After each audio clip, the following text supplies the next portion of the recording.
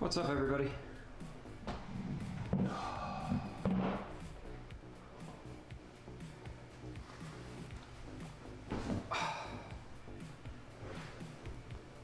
Happy Saturday. It has been a busy, productive Saturday. And I'm excited because we're actually going to finish the Star Destroyer tonight. So for those of you who are here for the first time, welcome. We are building the UCS Imperial Star Destroyer.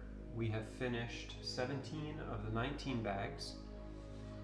We ended up on our last stream finishing up this front box that kind of sits on the top main superstructure there.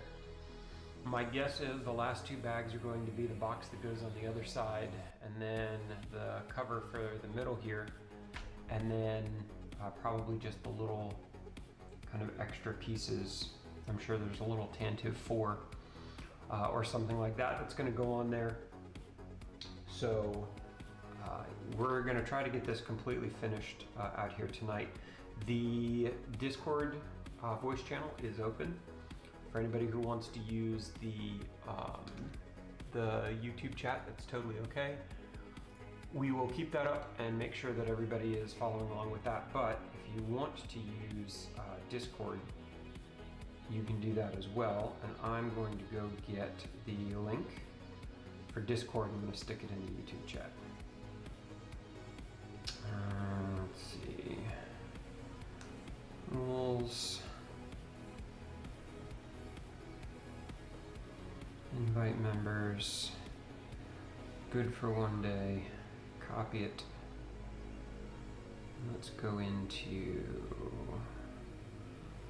view of the tubes.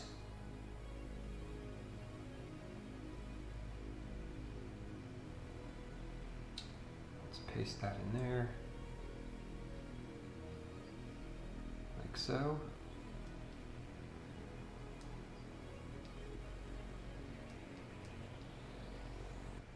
And we should be good to go.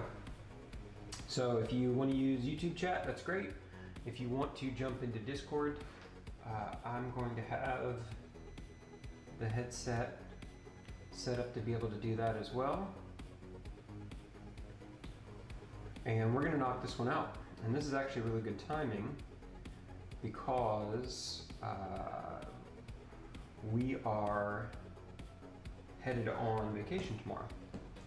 And so it's kind of worked out pretty well that we're going to finish up this last one right before we have to leave town for a week. So I've got my drink. We are doing black cherry lemonade tonight. Let's see if the good old autofocus kicks in there. Maybe, kinda. Put it in front of my face so it doesn't have anything else to focus on. There we go. So this is the truly sparkling water lemonade thing with black cherry. So good, tasty, effective, does what it's supposed to. Feel free to grab one and join along. So for 18, we've got 4 bags. Looks like there's a couple extra bags that are they're going to be inside a couple of these, but shouldn't be too bad. We've already done this one. Essentially, already done this one once with the right side of the bottom there, so all that difficult.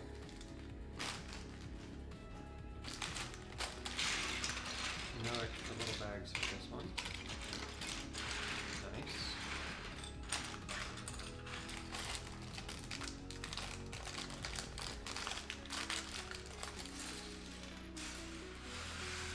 No extra little bags for that one.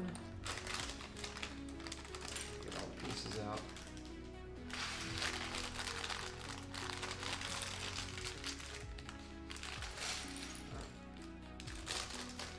Extra little bag.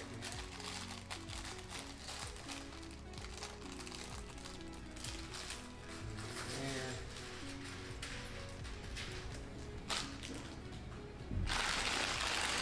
Looks like we got at least one more bag in here.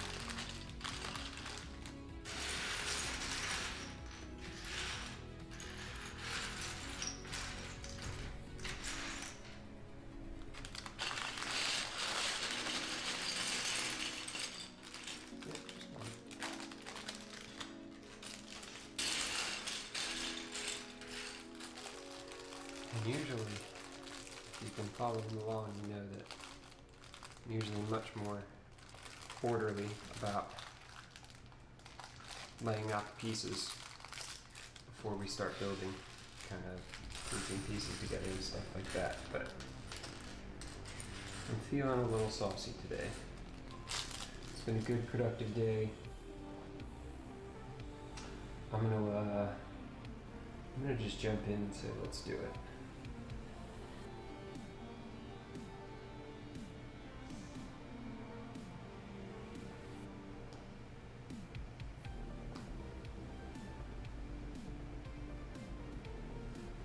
Let's see, let's make sure we've got some music playing.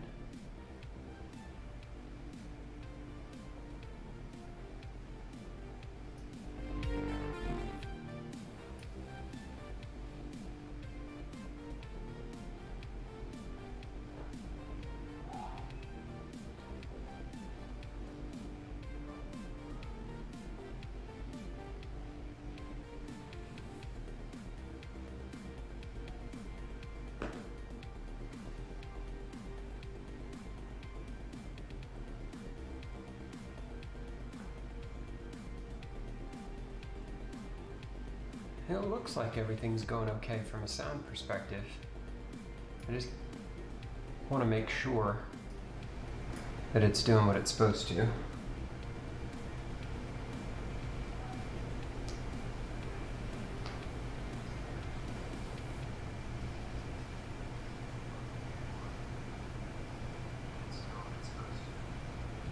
Yeah, it's not super loud, but I can hear it, so sounds good enough to me. We will let it go. If you jump into chat and you're having problems with the audio or you can't hear it the way you think you should, just holler and let me know and we'll try to figure it out. Where is my chat? There we go.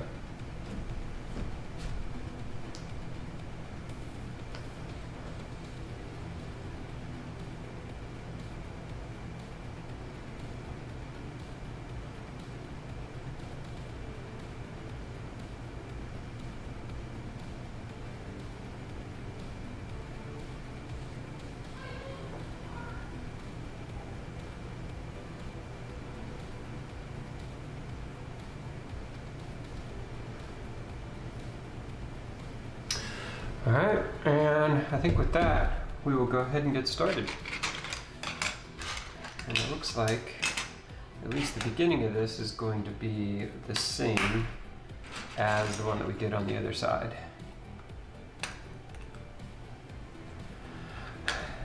Hey Steph, yeah, we did all of the running around like crazy people packing earlier. This has been a crazy productive day for sure. Even got the oil changed in the car. Put gas in the car so I don't even have to do that tomorrow morning. It's been a good day. Gretchen was unhappy at the idea of an alarm clock going off tomorrow morning. I told her she can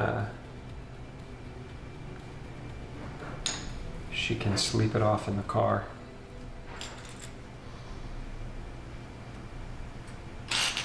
We gotta go. I need the beach.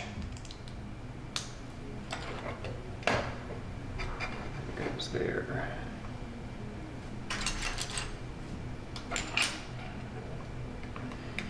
You also have way more people to pack for, and you don't have humans who can help themselves. That's been the nice part of this, is that I just told the kids, go get packed.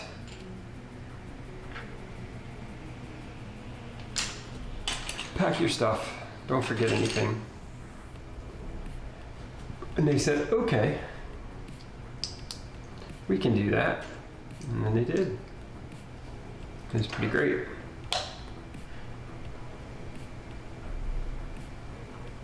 Yeah, everybody says they'll miss that one for sure. And then they get to be like independent, productive little humans, and you go, yeah, this is better. The whole helpless, can't tell me what's wrong, yelling all the time, irrational baby thing is certainly something to be experienced, but I think you've got it. I think you've got it down at this point. I feel like at this point you can safely skip it and move on.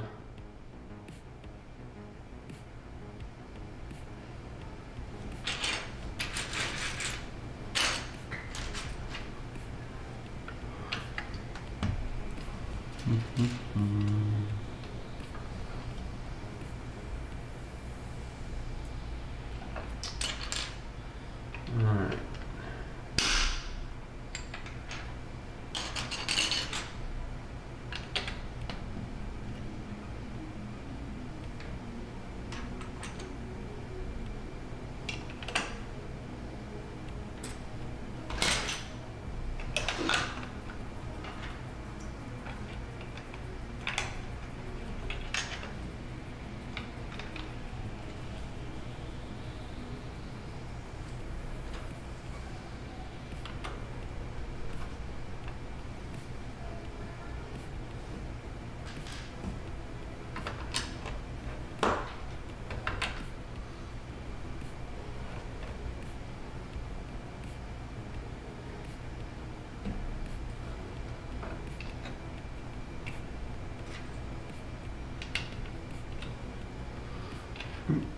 Yeah, at least so far.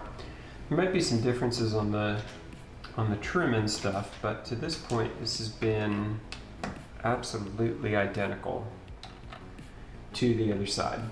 Same pieces, same places. No differences at all so far. Which makes sense. It the ship is at least mostly symmetrical.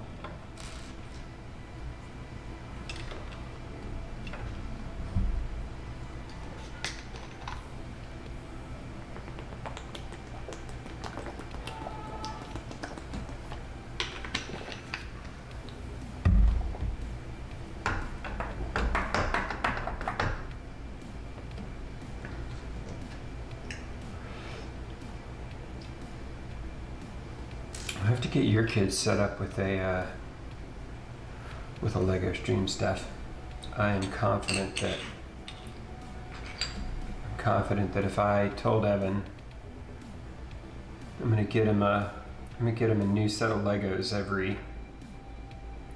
every few weeks, and all he has to do is build them on camera and talk about it while he does it, I'm pretty sure he'd be excited.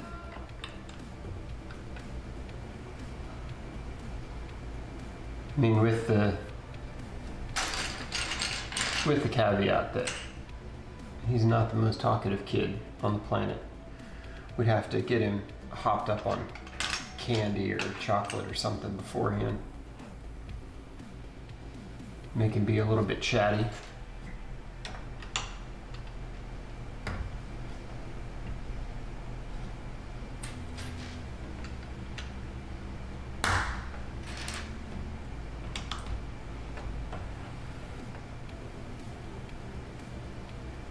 My kids, of course, have no problems with the chatty.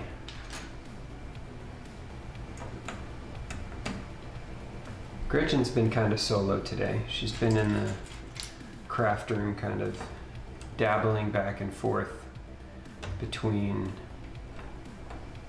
drawing and a million hours of YouTube videos, and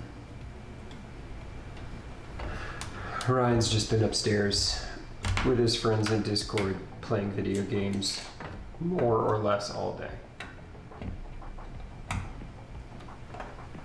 Like, it's a shock that I can get him to stop long enough to come eat at this point. I actually had to go up and close the door to the studio upstairs because when they get going, it's just non-stop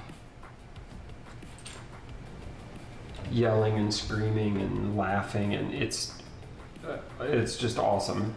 It's so much fun. And I was sitting down here getting prepped for the stream going, wow, they are really loud. So I went upstairs and tried to not make him feel bad and just snuck the door closed behind him. Because if I actually said something to him, said, hey, I need you to keep it down or something, he would immediately feel bad and think that he did something wrong, and that couldn't be further from the truth. 1, 2, 3. One of you and one of you.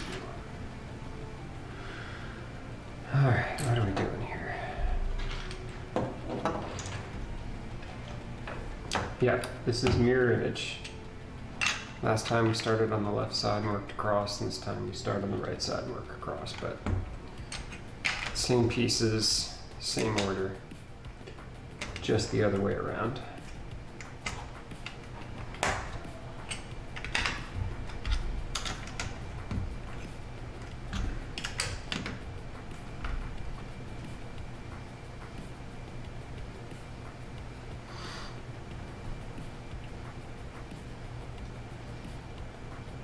Well, if it's all Lego and video games, he'll fit right in. Sometimes I feel like that's most of my life as well, especially pandemic version.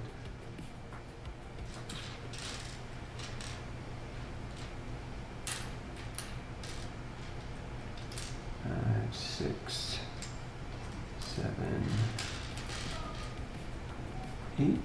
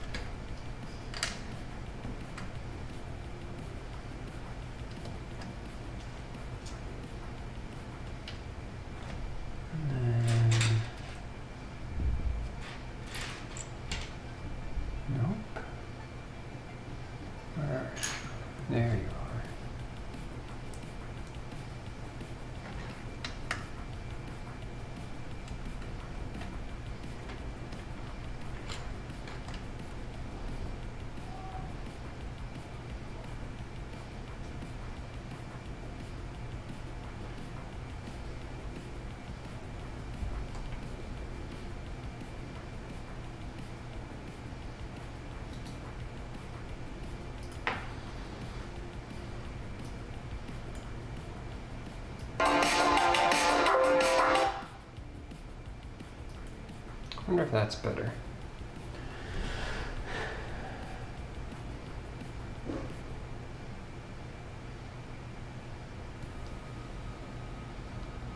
Oh, that is better, isn't it?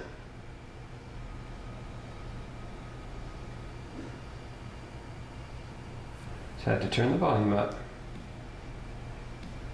I feel better about it now anyway.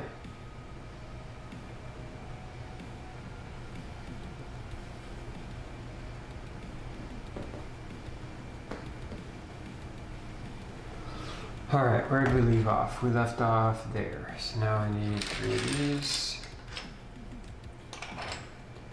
And 3 of these.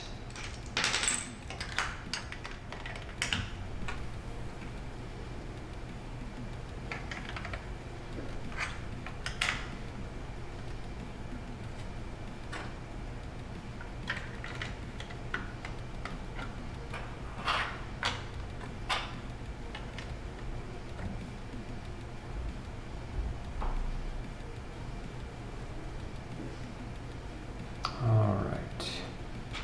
4 of these. 1, 2, 3, 4. One of those.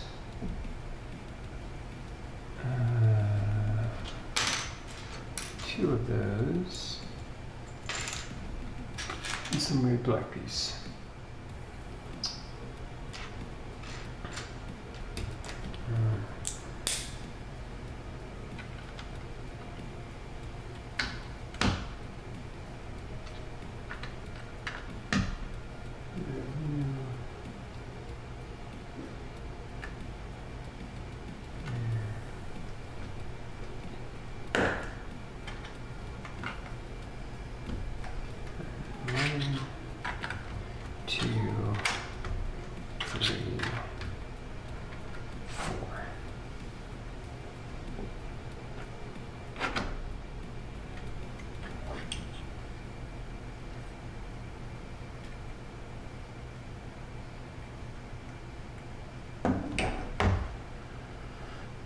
Now I need 4 of these. 1, 2, 3, 4, and a little tiny baby piece, which we're gonna have to try to figure out where it's going. I think that's it right there.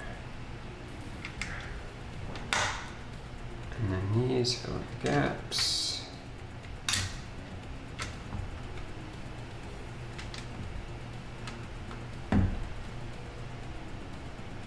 Now we need 7.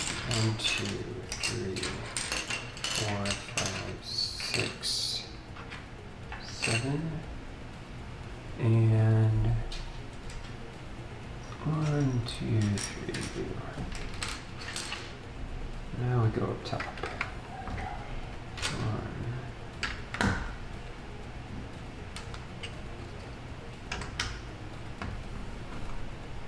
2, 3, 1, 4, 5, 1, 6, 7. All right.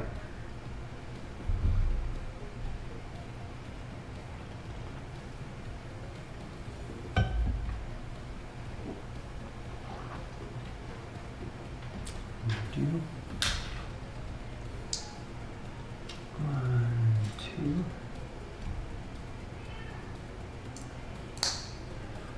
And 1. Come on, there you are. 1.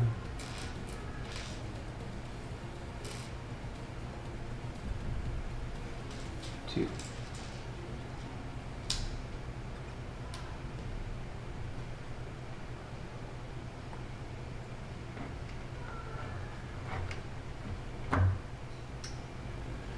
There's 2 there, and you're going here. Excellent, excellent. 1, 2, 3, 3, 4. And, oh, where'd you go? Oh, I almost kept it up here. Let's grab it.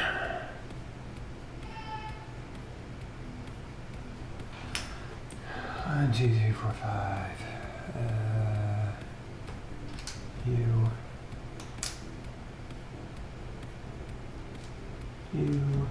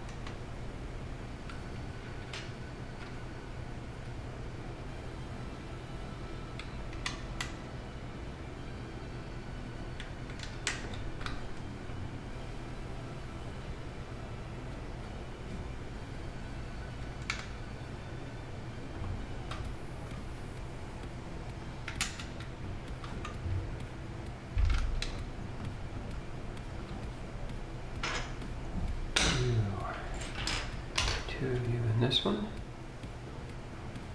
Oh.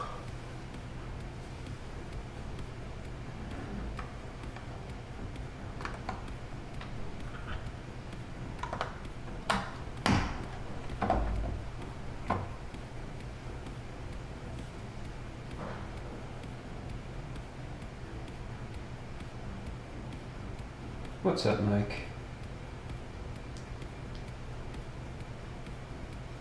Oh, why not?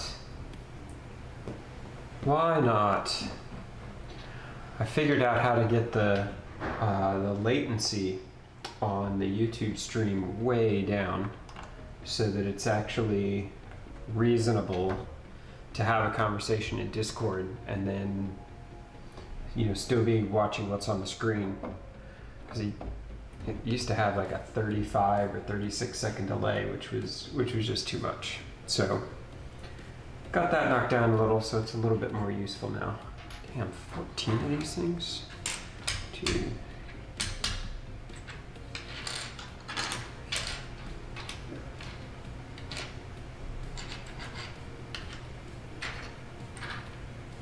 No.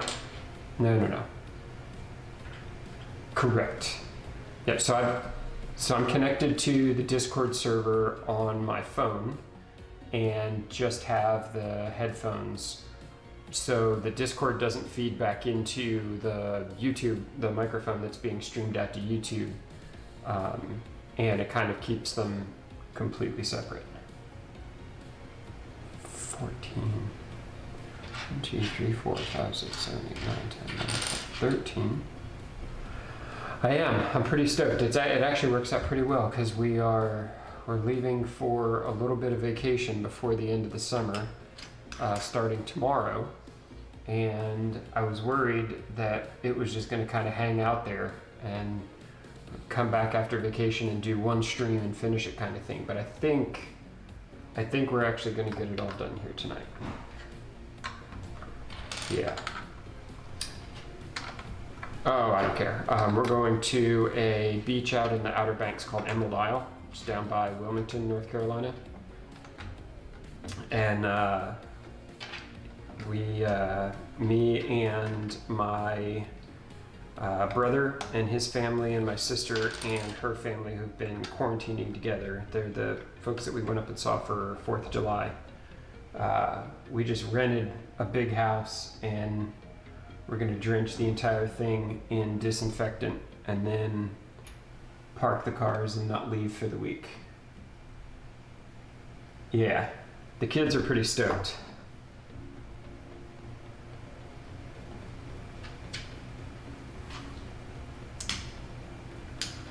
Yeah, same here. I mean, we did the essentially the weekend of 4th of July.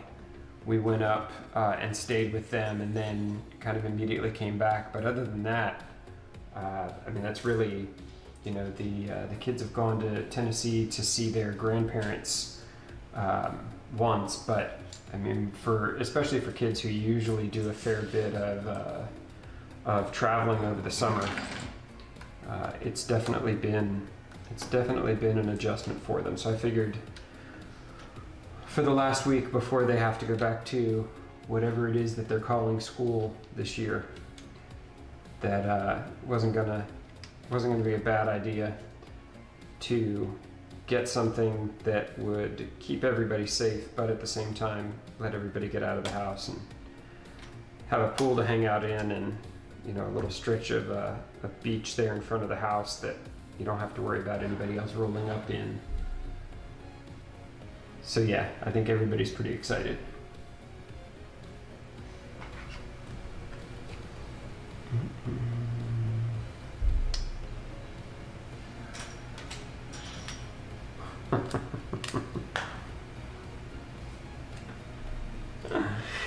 No, so the whole aftermarket ecosystem with Nike is just fascinating. I mean, it's fascinating and it's frustrating, but more just fascinating. So at a minimum, there is essentially an IPO every Saturday in Nike World. Every Saturday they drop a new pair of shoes. Sometimes it's a retro of a pair of shoes that have been released before. Sometimes they are brand new ones. And the Nike has a tremendous amount of data to figure out how much demand there will be and how many they need to release into the marketplace. And they do all of this not even really to make money, although you sell 40,000 pairs of shoes at $200 a pair, and there's going to be some predictable revenue coming in. They really do it to build this hype ecosystem that ends up helping them sell the $60 pair of shoes for the kids who are going back to school. It's a brand multiplier type thing, and Nike is so incredibly good at it. Now, for the people who collect, it's interesting because Nike very strictly controls the supply of the shoes that are coming out. So, for example, the shoes that came out yesterday, which were a retro of a pair of sneakers that was only released once in 2001 for the Millennium Celebration, and there were only 2,000 pairs of those original ones released, was both a colorway, like a style, and a model that was really popular. And the rumor is that there were only 40,000 of them made available worldwide.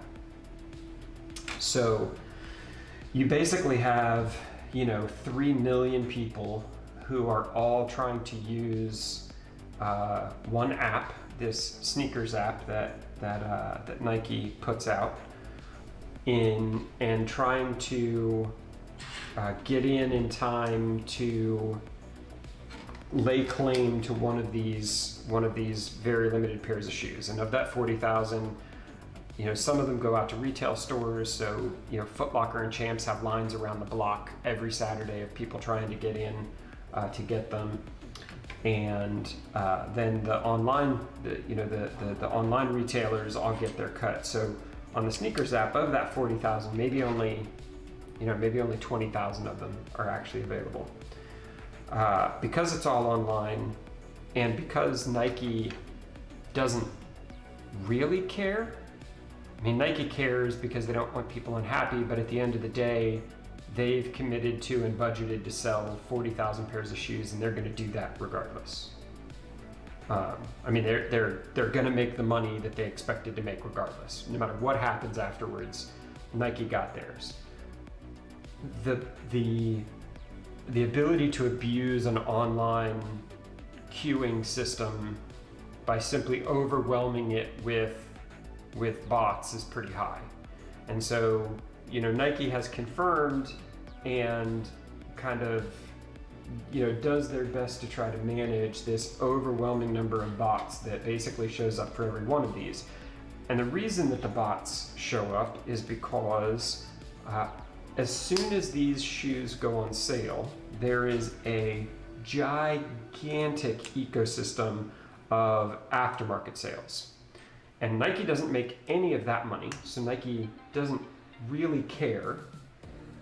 And the aftermarket can be everything from people selling the shoes that they just got for $200 on eBay, or selling them on Craigslist, or selling them through kind of verified brokers like StockX or GOAT or Kicks on Fire, or kind of any of these sites that exist in the ecosystem.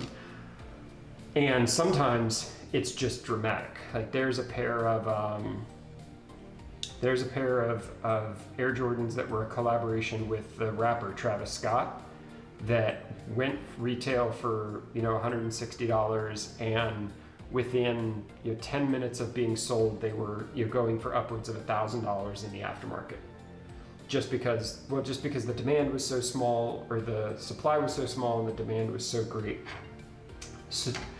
So there's always this dance of, you would love to get them at retail, but that means you have to basically win the lottery from a StockX standpoint, which at this point, despite having bid on just about every Saturday release, the last time I actually won one of them was June of last year.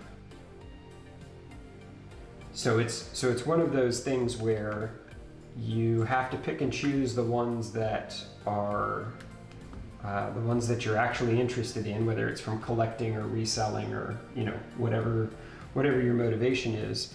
Try to get them through the sneakers app, and then, you know, figure out if that doesn't work, what are you going to do? Are you going to you know, jump in with a really early bid in the aftermarket before the price gets run up? You know, are you going to wait to see if maybe the demand on them wasn't as high as everyone expected, so the aftermarket price might not be, you know, might not be as high as it would be otherwise, and maybe you can get it near retail?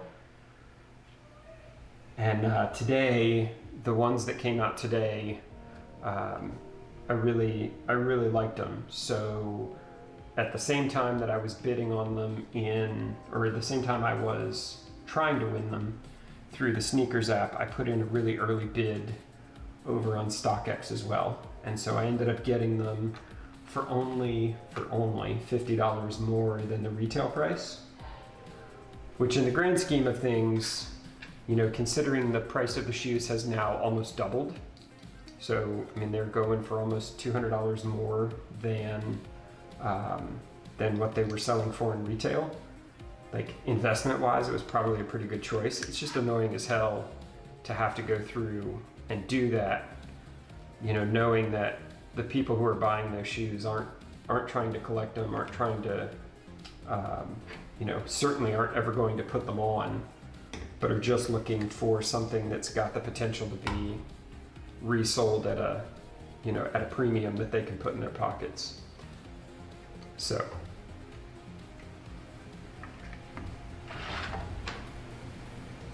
yes.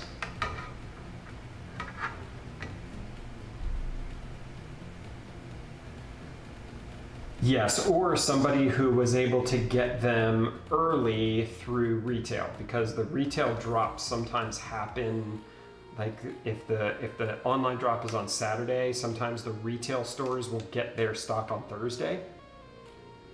So sometimes you can, generally the retail, in most of them, the retail stuff that gets sent will have a special box or something that comes with it that ends up making it much more collectible in the aftermarket, but sometimes they just show up in the regular boxes, and people will win a raffle or wait outside to get in and get there early enough. In New York, it's a big TaskRabbit thing where you essentially build out a consulting gig for someone to stand in line at a sneaker store for you to pick up whatever the release of the day happens to be.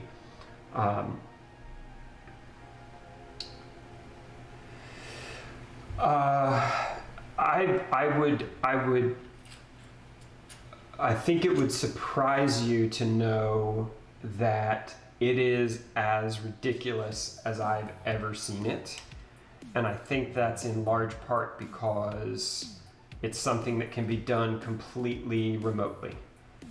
Like, not the standing in line at the store part, but most of the stores have recognized that and moved to like a, submit your entry through our Instagram page and we'll pick 5 people kind of thing.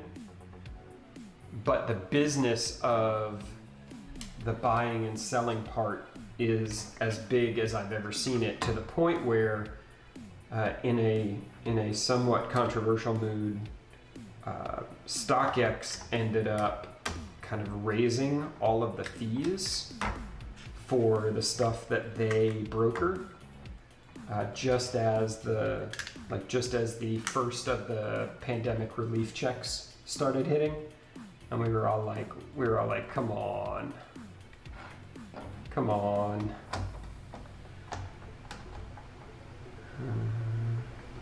But it's interesting, and there's a great TED Talk by Josh Luber, who's the CEO of StockX, that gives you some of the numbers, like the Nike aftermarket.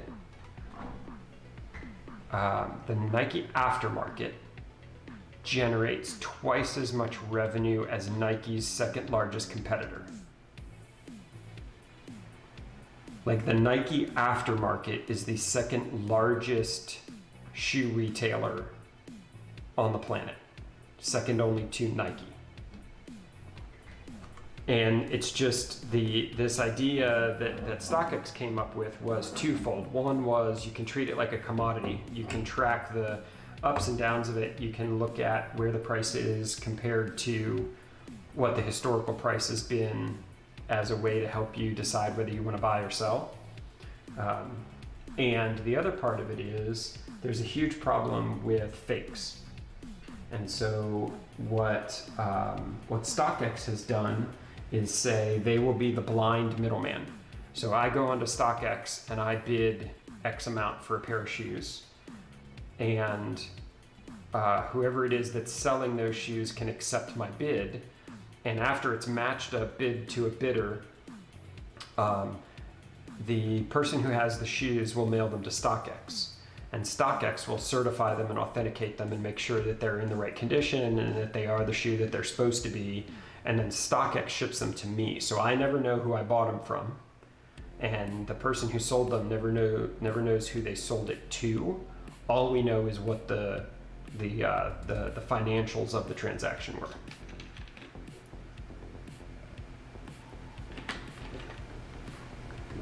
So StockX takes a piece of everything. If I sell something, based on how good a seller I am, not necessarily just volume, but also that I sell shoes that are of the right condition and that I'm not trying to pass off fakes and that I ship on time and all that stuff. I think it can be as little as 9% that I'm paying to sell the shoe. And then as a buyer, I'm paying some smaller percentage than that as a fee to StockX, and I'm paying the shipping.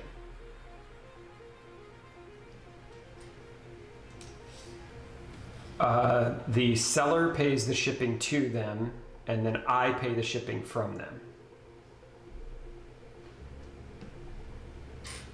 So StockX's role is the aggregator of the data and the marketplace that allows you to match somebody selling to somebody buying, and the kind of irreplaceable part of that, the physical receiving and authentication apparatus that's in the middle. Like, I don't begrudge StockX making money. The StockX fees have continued to climb as they've become more popular, and so you just wonder, like, at what point does the market not value what StockX is doing enough to want to pay those type of fees?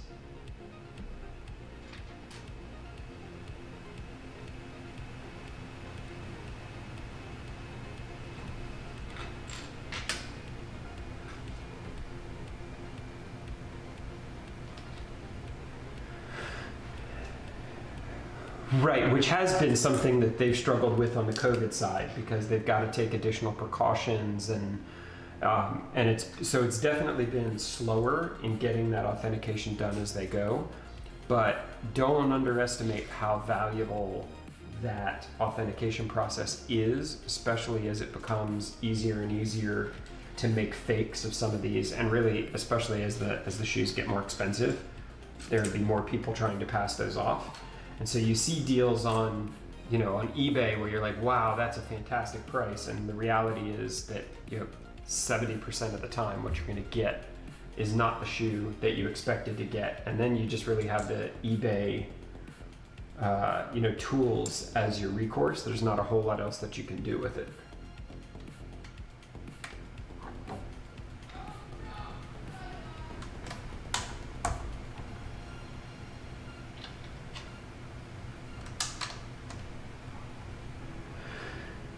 Yeah, because the work on their side is the same. So the higher the price of the shoes, the more margin StockX is making. It's not like it costs them more to ship and authenticate a $1,000 pair of shoes than it does a $60 pair of shoes. Right, so they're, I think by the nature of the beast, anytime you put an auction site together, you are facilitating the prices going as high as the market will bear.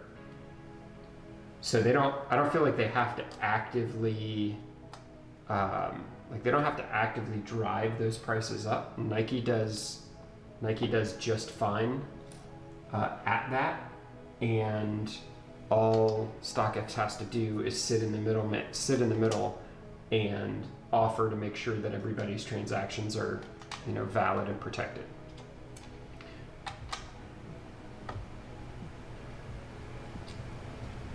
Right?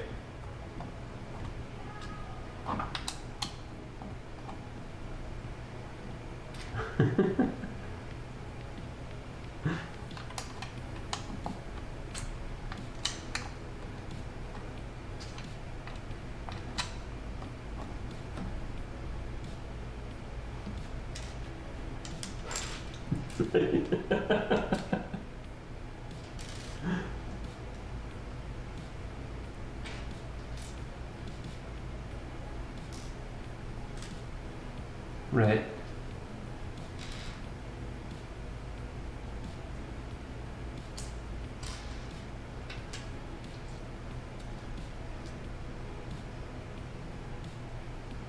Right.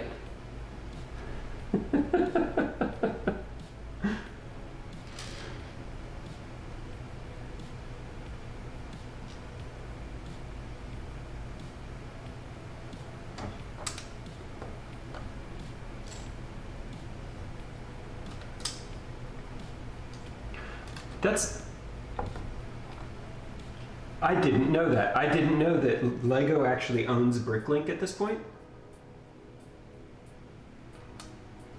Huh. Well, that's awesome. Good for them.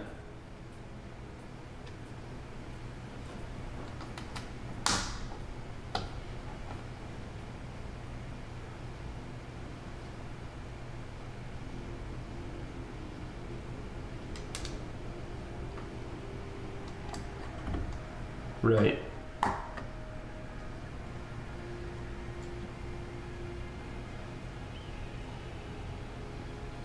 Right.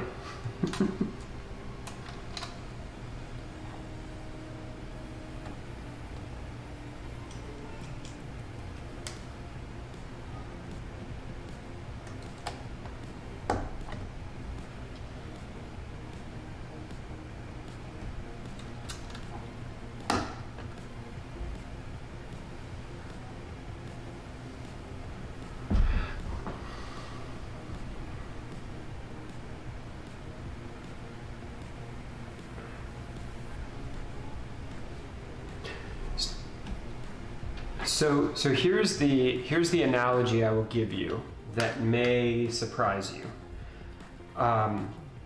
When you control the entire source of something, it's not a market, right? It's not a market any more than, one gang controlling all of the drug supply for a specific neighborhood is a market.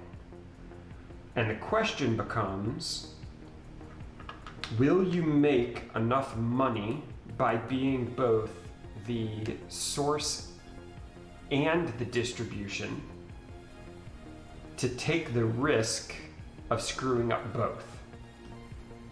Because the reality is Nike is a publicly traded company. Nike doesn't need to be in the business of hyping up these shoe launches any more than they already are, just by managing demand and just by by having the distribution channel that gets them out there as much as possible. Once Nike sells them, they are, they're out of the business. Like at best, maybe you help StockX with non-public identifiers that allow you to figure out counterfeit shoes more easily, right? Like I think at best you hang in the background and try to make sure that the aftermarket functions fairly so that you're not, alienating customers, that, at some point that counterfeit issue comes back and becomes your problem, even if it's not your problem. So I think it would be easy logistically for Nike to say, we're going to play the role that StockX plays, where we're going to authenticate these shoes and sell them on, but it'll only be Nikes. So there's still going to be a demand for that for Adidas and all of the rest of the shoe manufacturers that are currently running through StockX. StockX has also expanded that out into like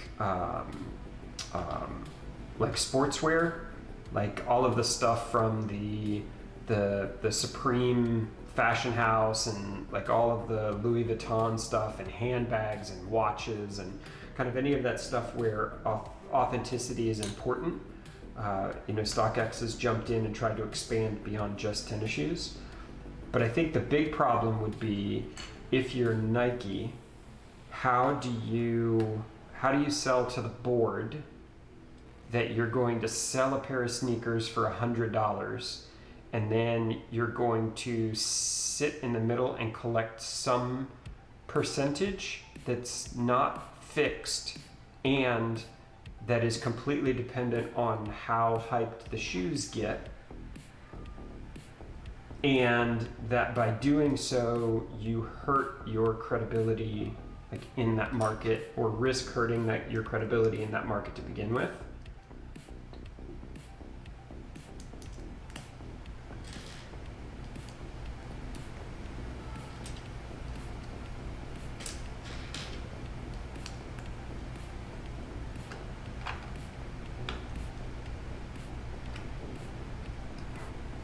Right, but again, you're assuming that there's going to be demand for it, and you're going to assume that there's going to be traffic volume, because much like a brokerage house, you're only making money when people buy and sell things.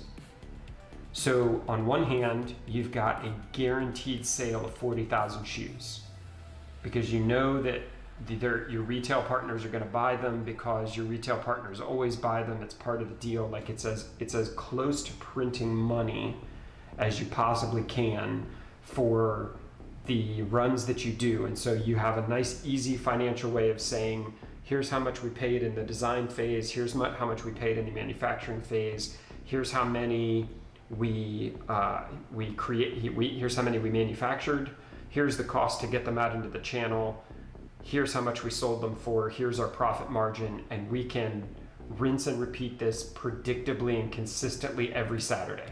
Like there will never be a bad day. Once you get into the aftermarket, I mean, there are shoes that were majorly hyped up that the aftermarket was just kind of like, there are shoes that weren't expected to be popular, and they flooded the market with them, and then everybody wanted them, but there were so many of them that they never actually showed any sort of upward movement in the retail, like the aftermarket value. So it's not that they couldn't.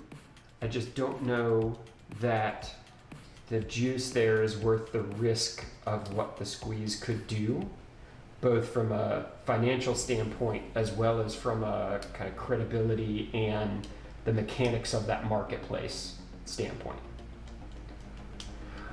I'm confident that it's been a topic of discussion inside Nike. I mean, there's simply no way that it couldn't have been. But this is the equivalent of the mob saying, we import the drugs, we don't sell them on street corners. Right? Like that's a way higher risk. Whatever reward you get is probably, like, there's a reason that's the short-term money and not the long-term money. I feel like Nike's done a spectacular job of managing the long-term money. They don't need to do that.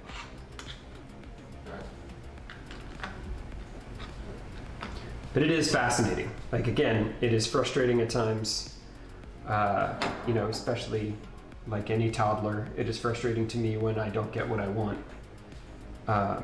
But the kind of the business behind it, the science behind it, the math that goes into it, if you can find that YouTube video, it's a TED Talk by Josh Luber. You should just be able to do like TED Talk StockX. And this was actually before this was basically his pitch for here's why I think something like StockX needs to exist. It's fascinating. Like, it's a fascinating discussion, especially when you start to see some of the actual numbers, the number of pairs of shoes that are being bought and resold, the amount of money that is being moved every day in what is essentially an unregulated commodities market. Yep, it sounds like you found it. He does some comparisons with return on investment from Apple stock over the same period of time. What are we doing here? It's pretty great.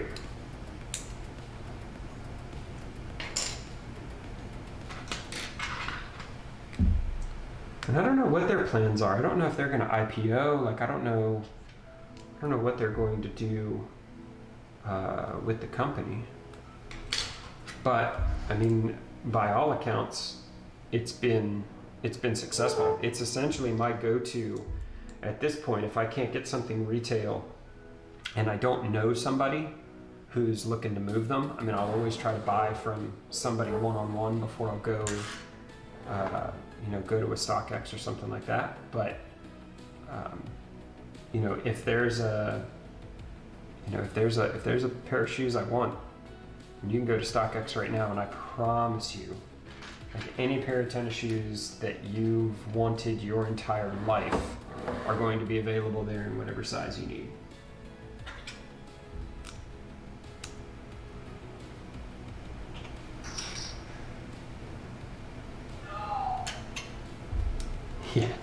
Yeah, and those NASA shoes, like, I don't know if it's just a sport thing or what, but there aren't a whole lot of wide basketball shoes in general. Like, I did find one of my friends had gotten a pair of shoes for her daughter and absolutely loved them, and they didn't have them in adult sizes, so she was asking me, like, how do I find something? How do I find the adult version of these? And they were women's running shoes that whole line came in wide sizes. So they do exist. There's just there's not a lot of them that I've found, and the standard run on Nike is definitely on the narrow side. Like my son can't wear Nikes almost at all for the exact same reason.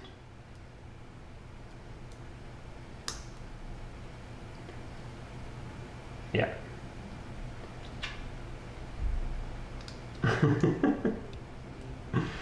I remember.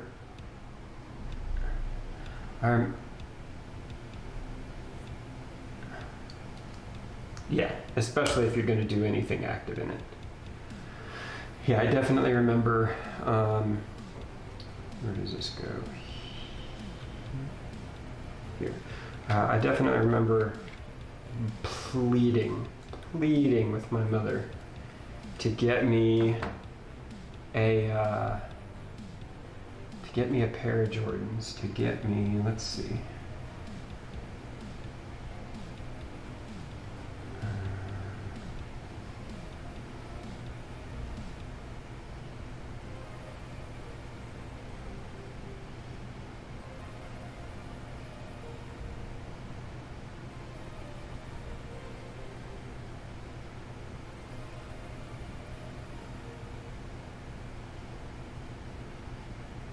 Of absolute, no, that's 100% Lego. Let's come on, get out of there.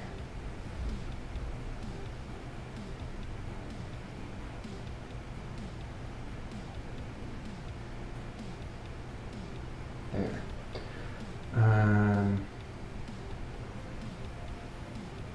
Let's see if we go.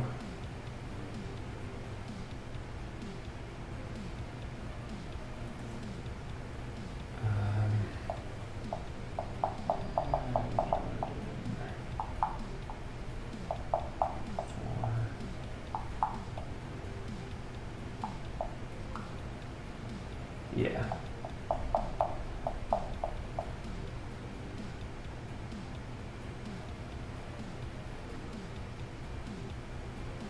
So this pair of shoes in 1989, I begged and pleaded. These were released, they were $110. They were released on January 1st, 1989. And my mom just laughed at me. It was like, nobody on earth needs $110 pair of shoes. They better be stitched with gold. Right now, there are literally none of them available for bid. And there is somebody offering $2,500 for anybody who wants to sell a pair of any size. If we look just at my size, let's see what's in there. Yeah, there's one person who's offering to buy them, and that's a joke bid. That's a let someone come in and tell me that they've got one, and we'll actually start figuring out what it is that we want to do. So I wanted that pair of shoes so badly, and then you walk in here and we look at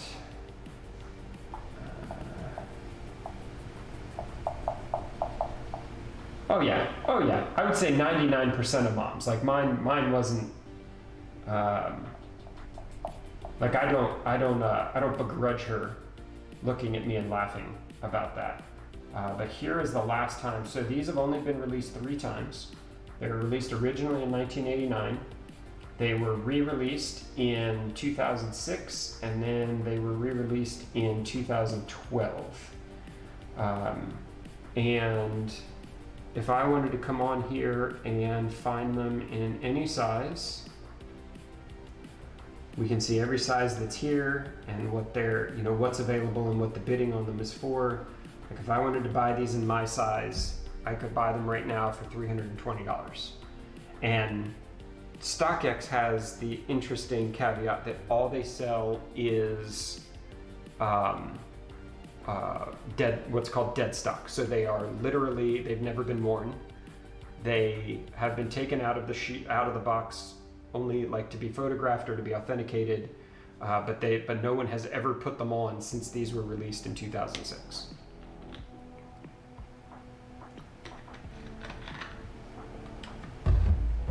Yeah.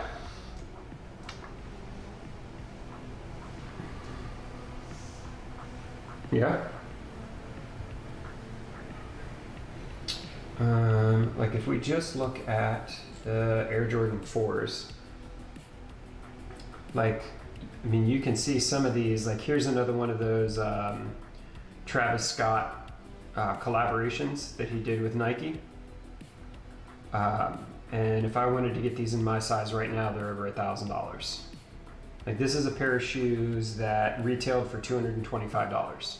And so we can look down here and we can see, I'd have to sign in to be able to do it, but you can see like the total number of sales, the premium over the price, the average sale price. You could see what the latest sales are, over a period of time, and kind of try to see which way it's trending to figure out whether or not you're looking for them or not. But there are some of them, like the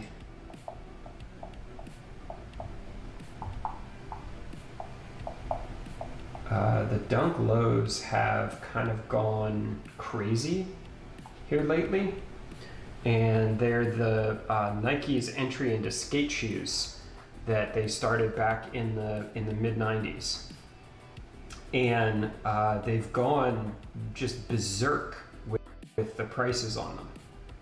I mean, you can see some of these. I mean, that's $59,000 for a pair of shoes. Right? I mean, here's somebody asking $85,000 for that pair of shoes that retailed in 2002 for probably $150.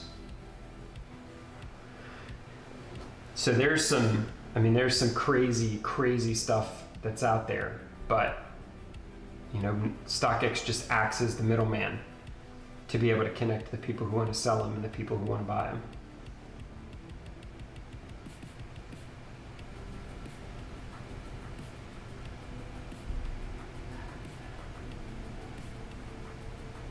Yeah.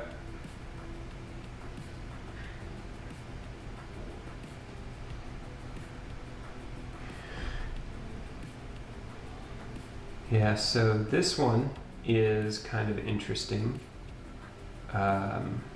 in that I was on the Ignite tour and was actually traveling back from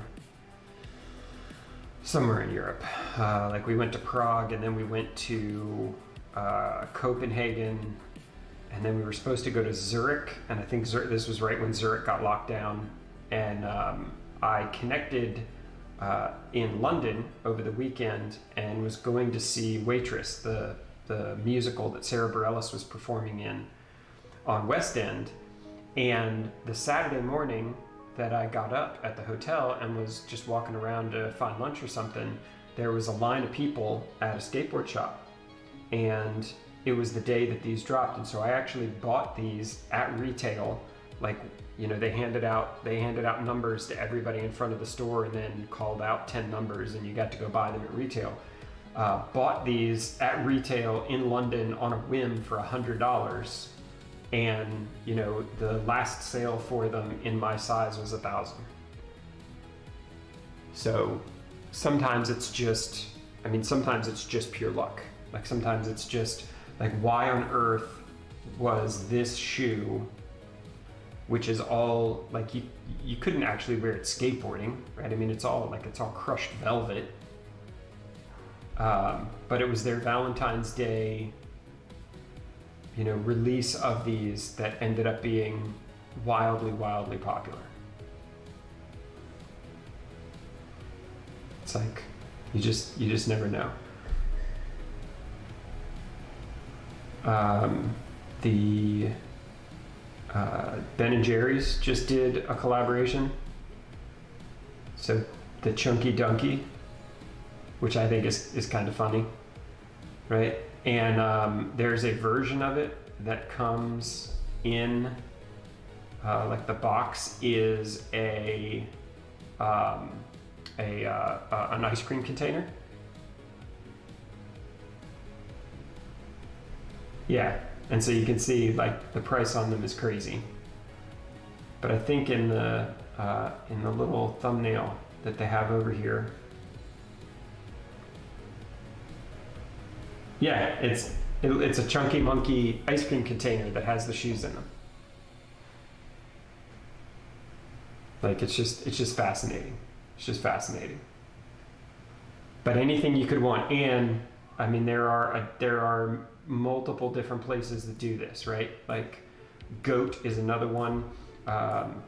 This is that pair right there that's showing now is the ones that I was talking about that were only released in Japan in 2001, and there were only 2001 pairs of them. This is the one that released day before yesterday.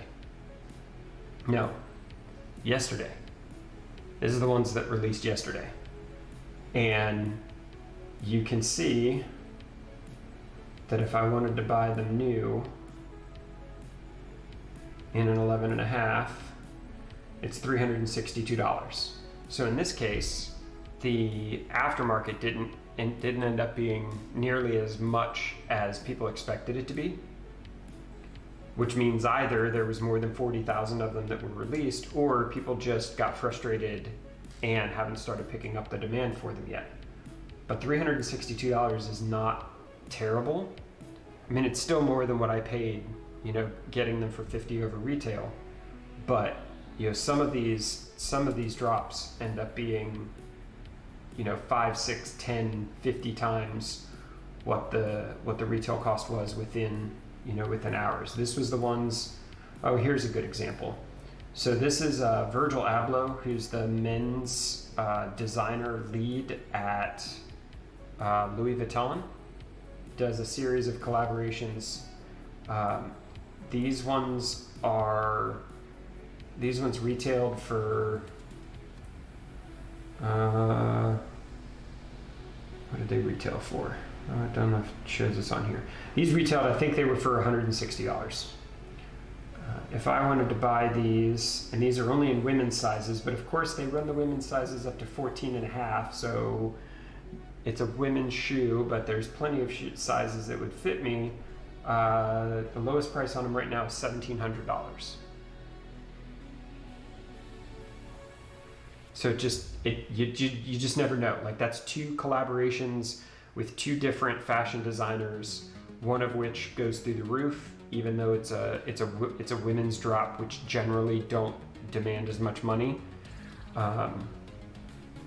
and the other one, is a couple $100 over retail, but certainly not out of reach yet.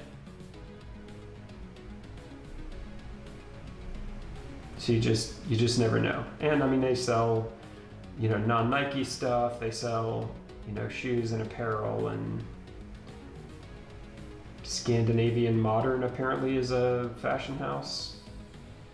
Who knows? There's the Off-White stuff, and Supreme, and Palace, and Gucci, and here's the top 20 trending shoes, just based on how quickly they're moving. We're not going to sit here and check to see how many of these I have, because that would be embarrassing. But it's one of those things where I don't have to leave my house, and I don't have to do anything crazy in order to participate in it.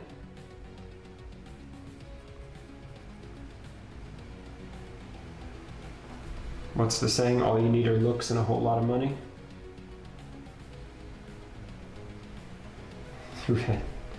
True story. All right, where did I leave off over here? Nope.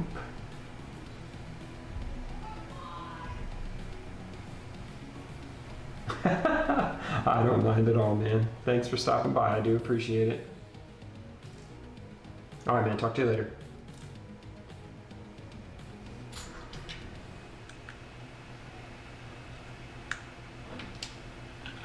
Hey, what's up, Nick? I saw you over there in chat.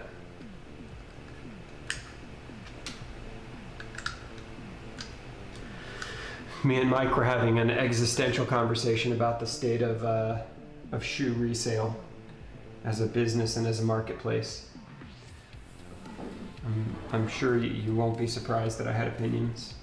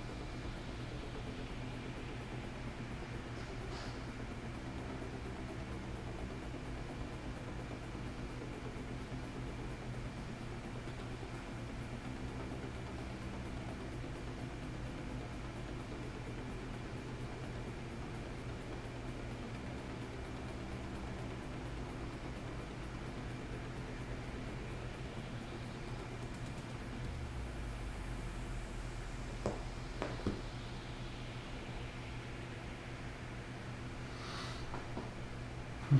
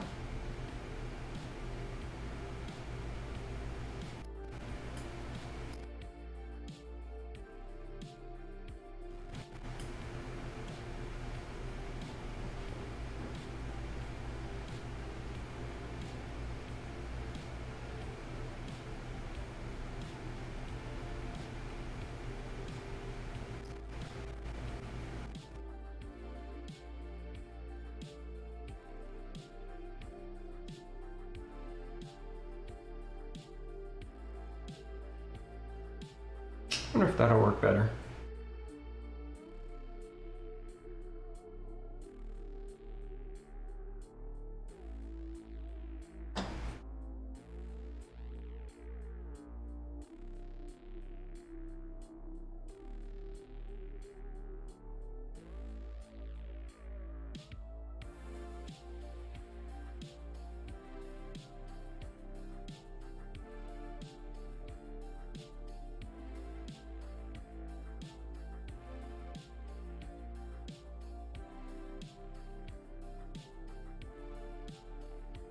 And I think that definitely helped the sound a lot.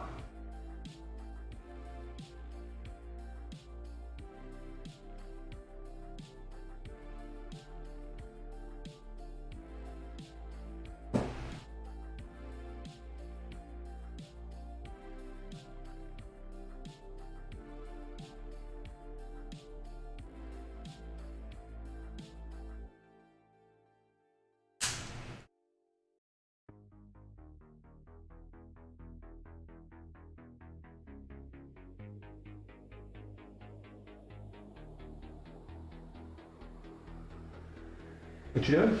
I haven't taken a shower, so I'm gonna go do that. All right. Have fun. Okay.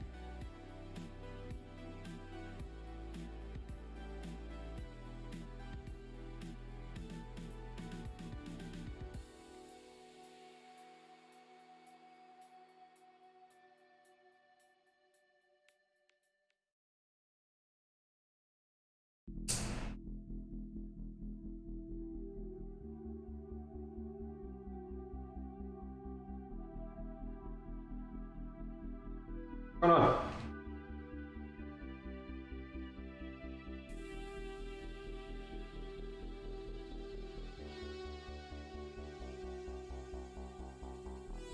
Saturday.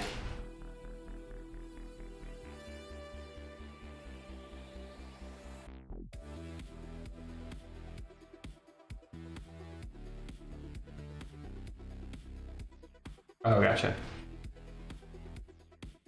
I bought that one and then played it for like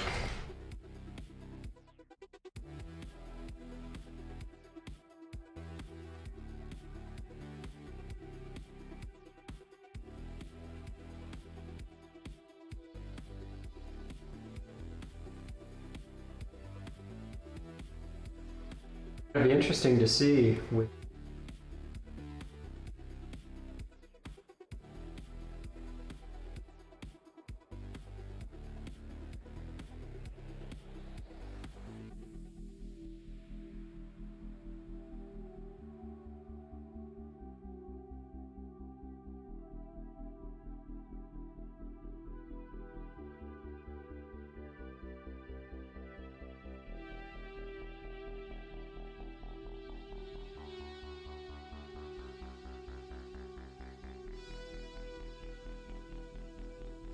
one would hope.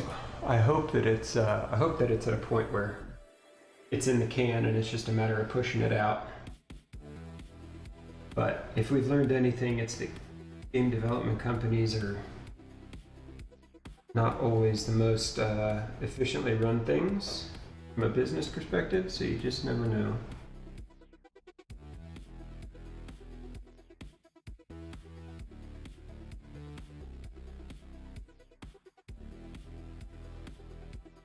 No, this is a new one. This was actually one I guess I bought before I moved, but it's just kind of sat in the box. So we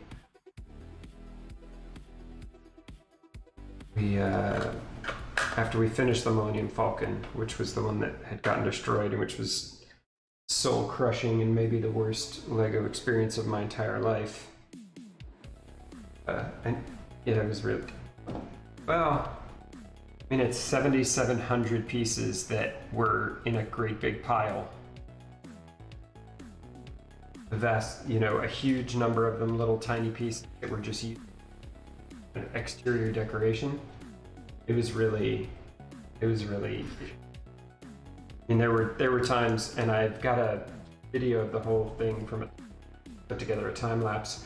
I mean, there were times where literally I would spend 20 minutes just trying to find a piece. Just digging through a bin of 1,000 little gray pieces, trying to find a specific piece, and failing. Yeah, like I'm telling you, no joke. It was highly unfun from a build standpoint. Had I known it was going to be so bad, I would have put the whole thing up for sale on eBay and just bought a new one. Swear to God, if I knew now what I knew then, I would have bought a new one and difference in cost, just so I didn't have to go through all of that again.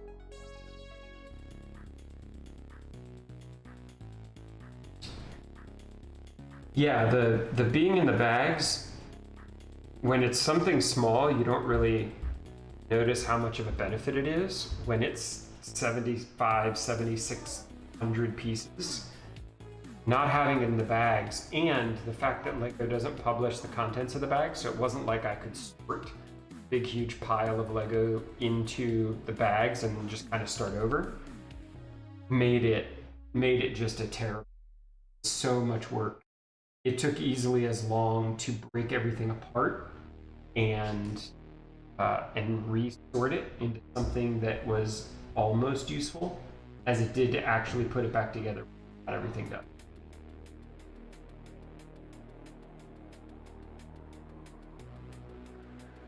It was just crazy.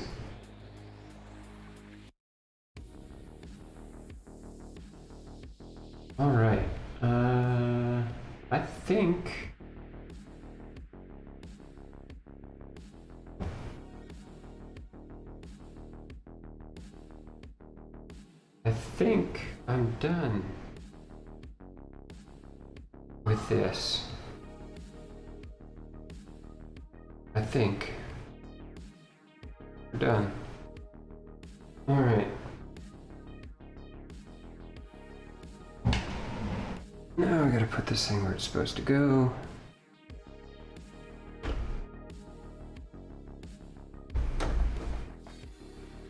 There. Like there. All right. Look at that. Nice. Only one more bag to go. Stoked. I can't hear you, Damien, if you're still in Discord.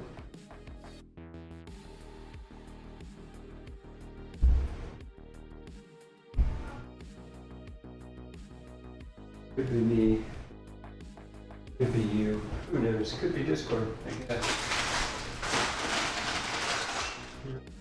Dropped out of Discord, so I'm guessing it was you. All right. Bag 19. This is it. Last bag. Super pumped. Super excited. Here we got.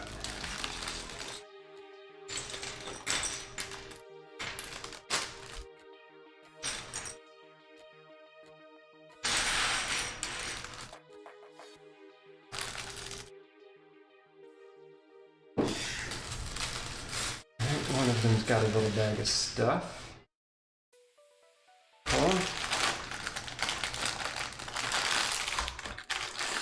Oh look, another one.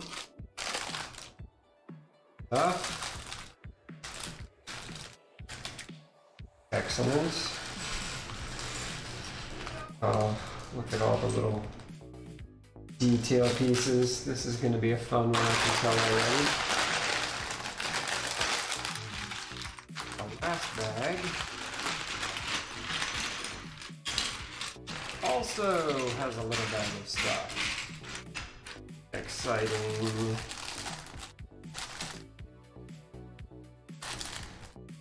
They're gonna make us earn it with this one, aren't they? They are gonna make us earn it. That's okay. That's okay. We got this.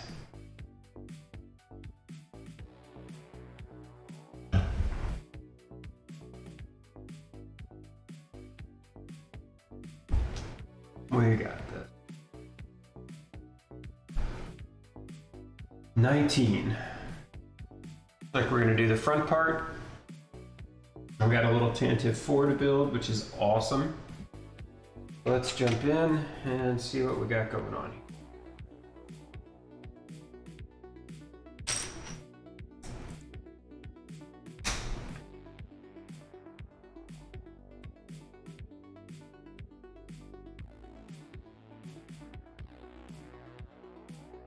It was too much to ask that this last bag be easy, wasn't it?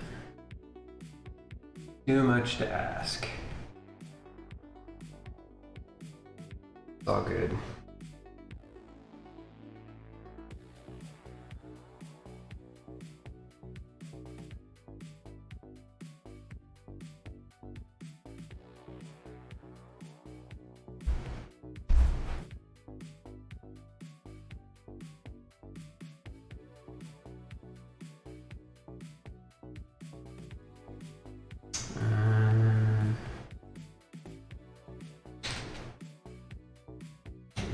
That's like...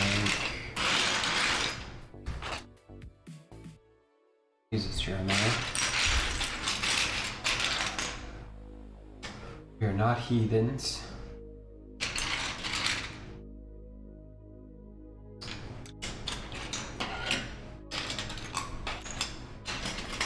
There you are.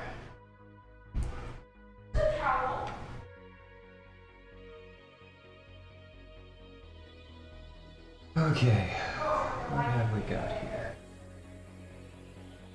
Oh, a whole bunch of crap. 3 of those, so I need 1, 2, 3 of those.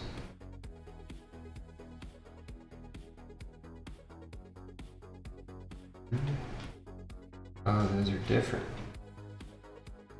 Alright, so there's 3 of those, and 2, 3 of those. And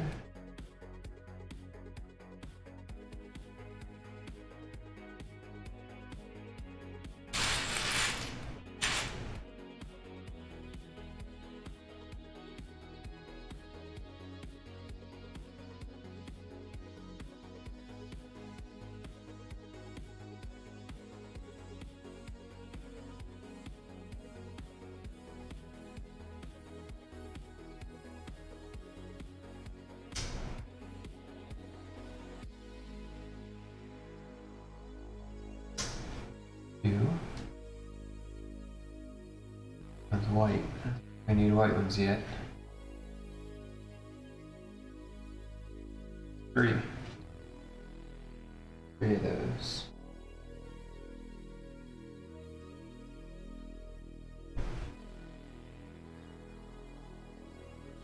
And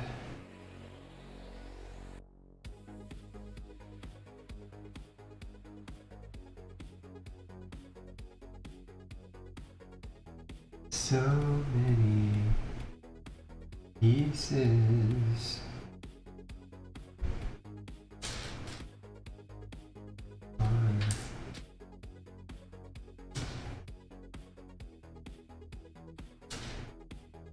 Just 1, 2.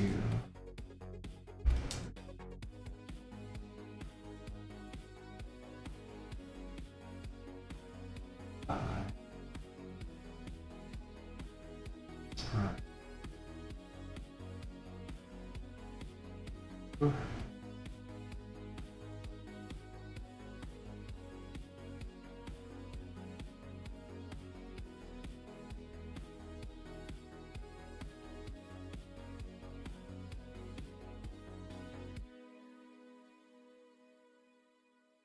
Those.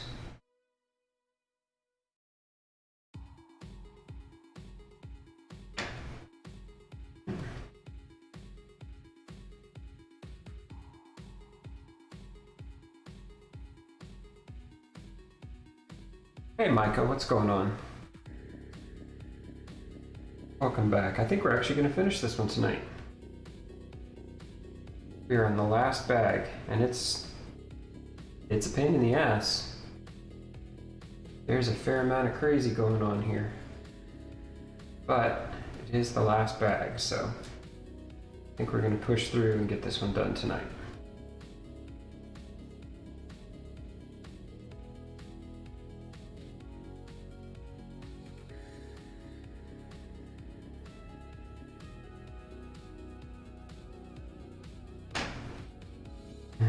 Third.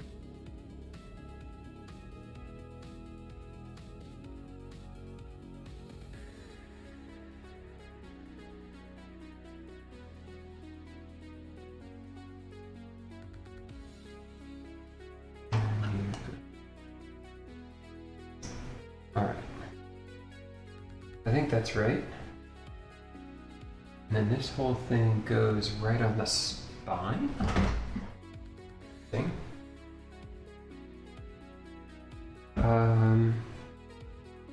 I guess there like that.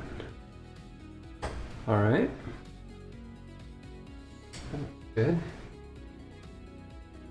What's next?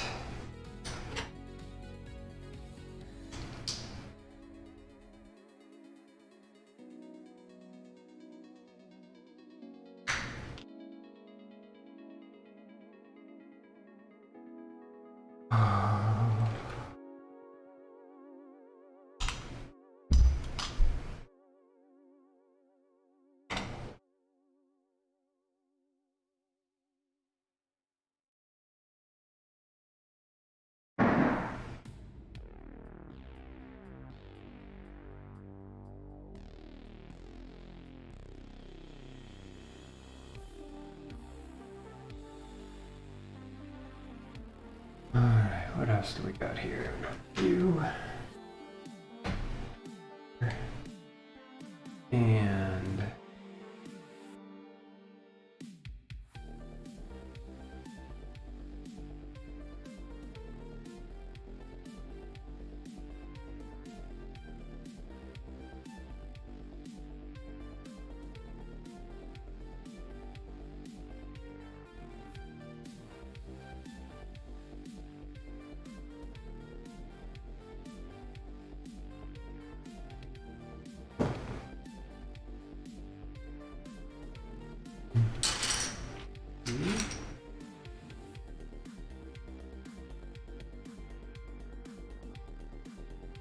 It's gotten so big that it's actually hard to see all of the chat. I'm going to move you up a little bit. That's useful and smart.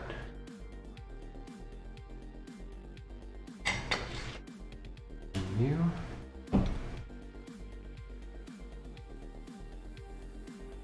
You.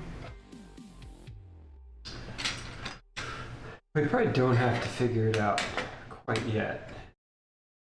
Gone here for a few days. Need to decide what I'm gonna build next. Need to decide if it's something that I already own, or if it's something I'm gonna need to go get. I'd love to pick up another one of the Lego UCS kits. Sandcrawler, or the X-Wing, or even the Superstar Destroyer. I think all of those. Hey, what's up? Oh, really?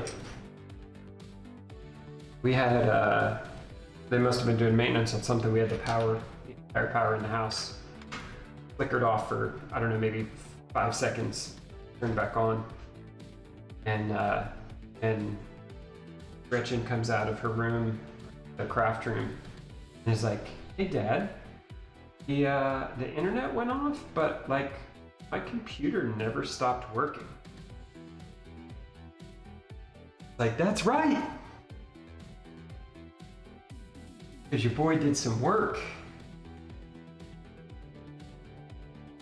I've got a UPS on damn near everything in the house at this point.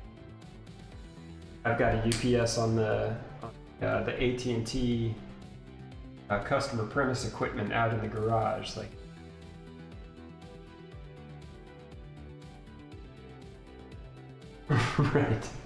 right. Me and APC were tight.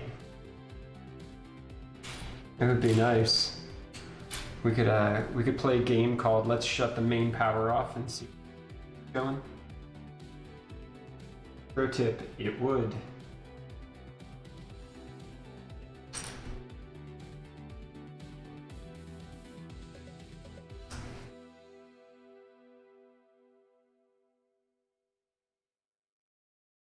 Oh.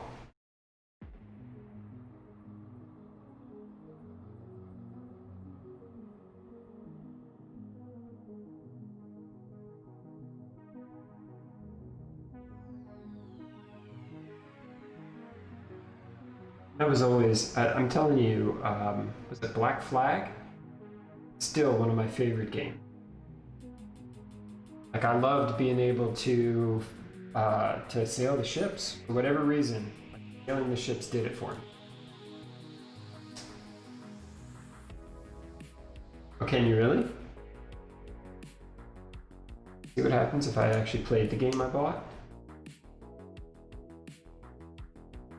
Because I love they even had, and I think that it was one of those things that kind of got abandoned when the next version of the game came out. They could actually do ship battles in game. It was really cool. I really liked it.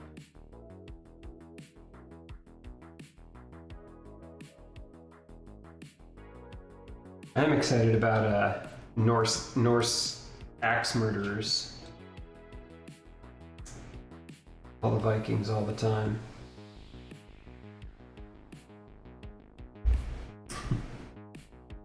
That's probably exactly what we need, is something that's just slightly more bloody. You thought that was good.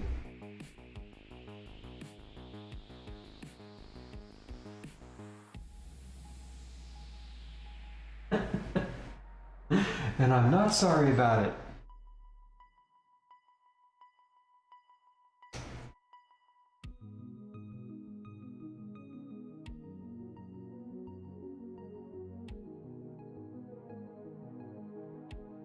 We've gotten to this last bag, and it's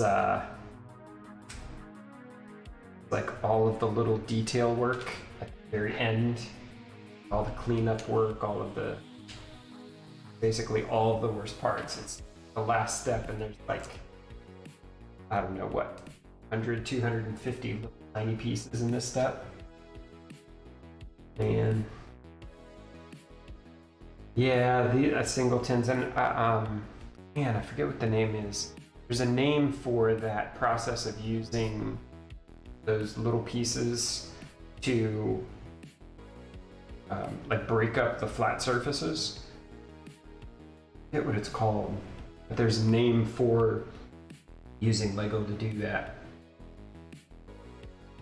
Because there's a whole group of people who don't like it, who think that it's just Lego padding the number of pieces in a set with little tiny cheap pieces so they can drive the price up.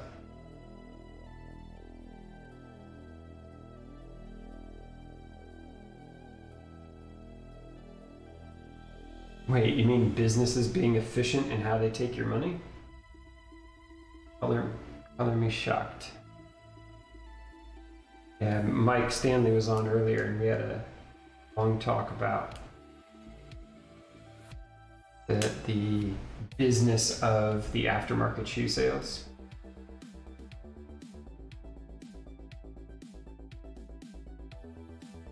It's pretty fun. We ended up at one point just stopping the Legos altogether and browsing StockX.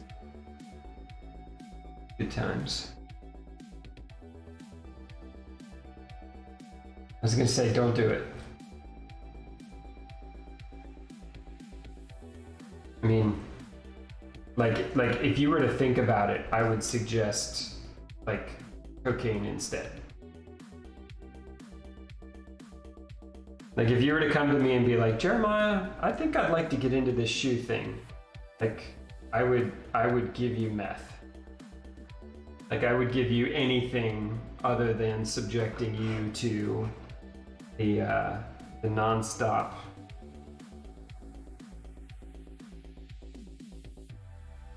Oh, look at that.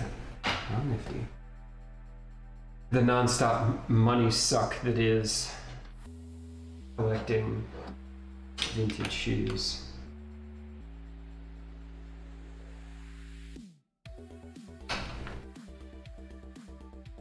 And the good news is that now that I've kind of gotten past the I must own everything and keep them forever phase, there's actually a fair amount of money to be made in buying things even if I don't necessarily like them, just because they'll have resale value. But that's not as much fun as just owning all the Jordans I want.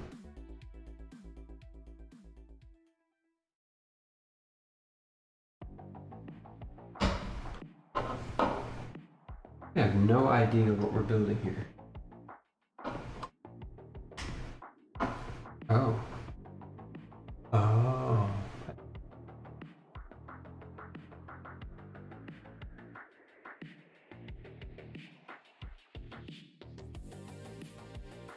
Another one of these on the other side.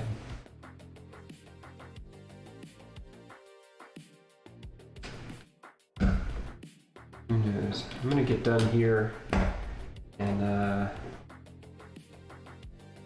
make sure the kids are all tucked away in their beds, and then I'm gonna go run some Iron Banner. Since the promise of all those sweet pinnacle drops, something I probably can't pass up at this point.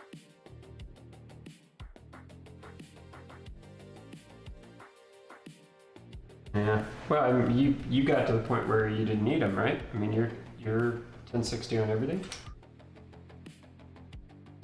Yeah.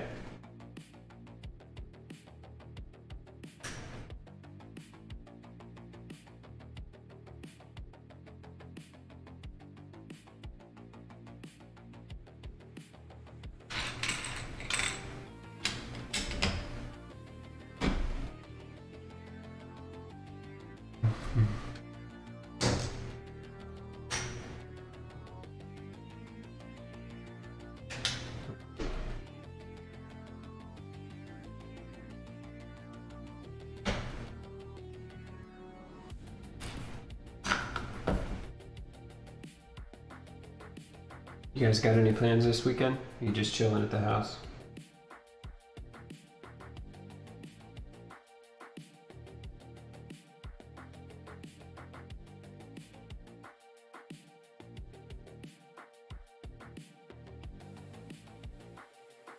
Gotcha.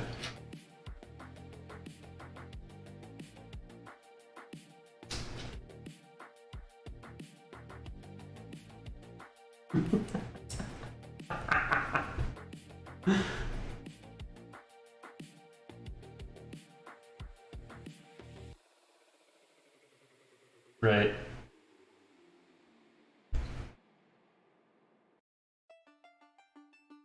Did they like it? Yeah. Yeah.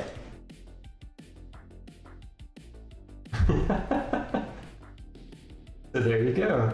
So when the Vikings take over, you can just fall right in line. Yeah, me and my siblings, their significant others, did axe throwing up in DC. I guess it was late last year, and my brother was a professional baseball pitcher, so he was pretty confident that he was going to be okay at this whole throwing of axes thing. And by the time we got to the end, we were doing an axe in each hand, and you're not allowed to throw them at the same time. Like you can't balance by doing them both at the same time. You've got to do one and then the other. We had a fair amount of fun with it.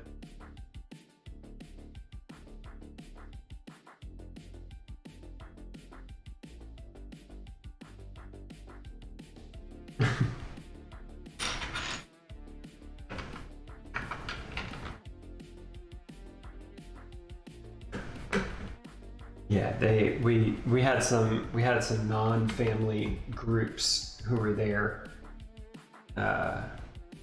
There were a couple of the guys who were like, "Oh, we should do a contest." Me and my brother are looking at each other, going, "You don't want to do that.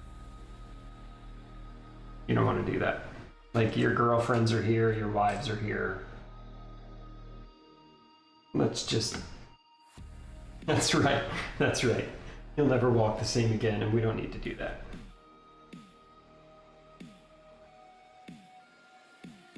Joe like flexes his arm and he's like, "I don't know, man, I'm kind of tired."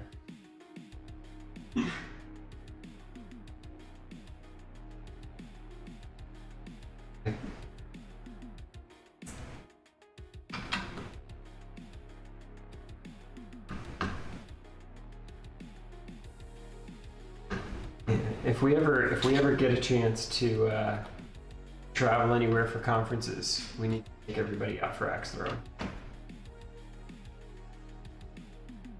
Yeah, I think it would be fun. And it's one of those ones where even if you're absolutely terrible at it, you're still gonna have a good time. I mean, you're throwing axes, for God's sake. What's not to enjoy?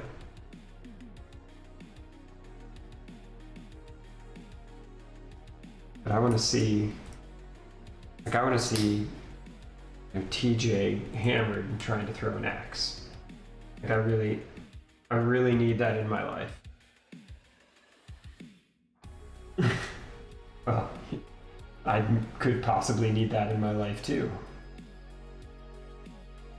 You simply never know.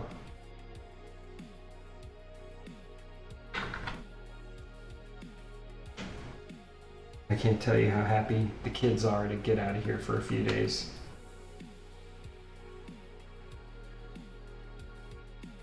Yeah. Yeah, like the kids are upstairs. They're like, "We go to bed now? Does it mean that it will be tomorrow sooner?" Like, it's like Christmas all over again.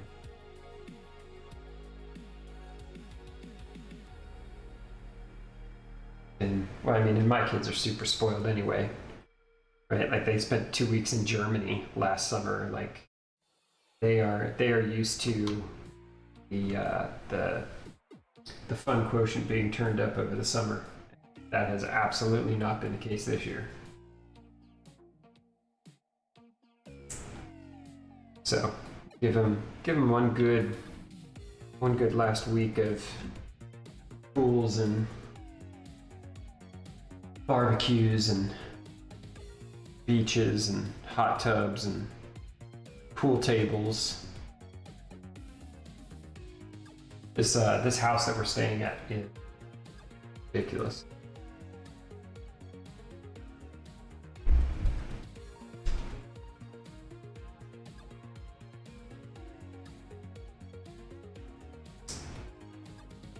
Run in there. Stairs.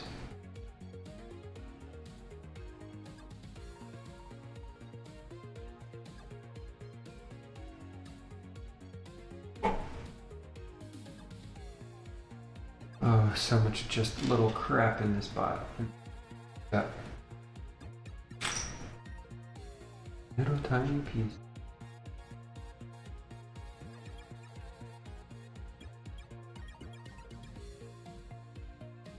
I mean, are you at least equal opportunity assassinating the women as well?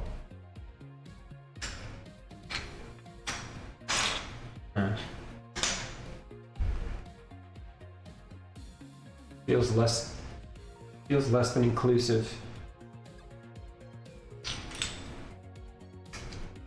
But it is a woman killing a bunch of dudes in an outpost, so one could say it's a nice, good feminist outlet.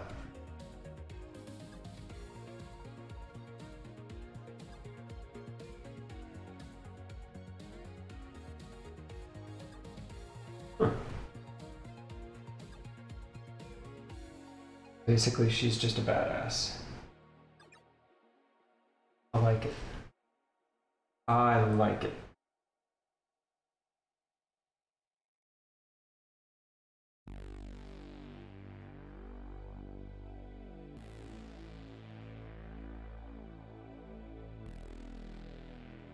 Oh, really?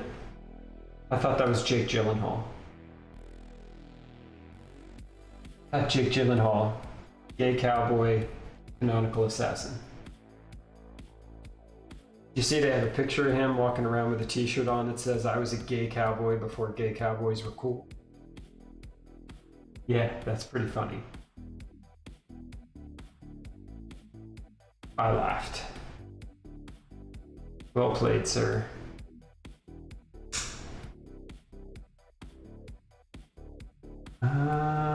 I think I saw it when it came out.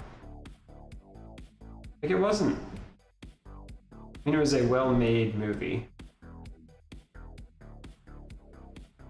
I think it got as much attention for the subject matter as it did for the actual movie, or for the actual acting and filmmaking. But it was, I mean, good movie.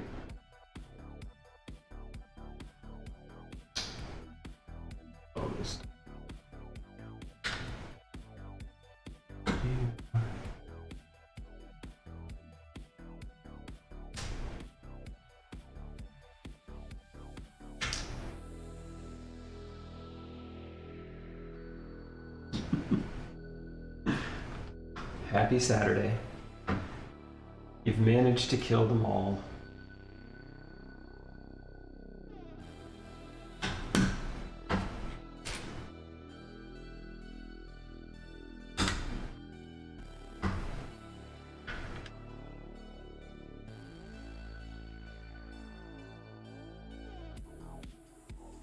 I'm on a boat.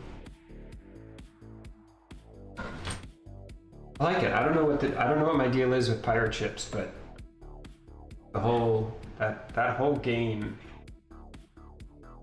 with the pirate theme and getting to like lay siege to bases, upgrade your ship. I don't know. It did it for me, man.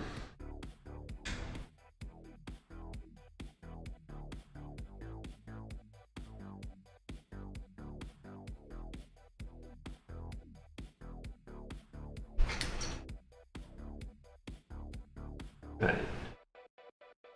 And that's Odyssey that you're playing? Right. I think I actually have the Egypt one on Xbox. I was gonna say, I think you and I got it at the same time. I played it for a couple hours. It was like, yeah, probably Trials of Osiris.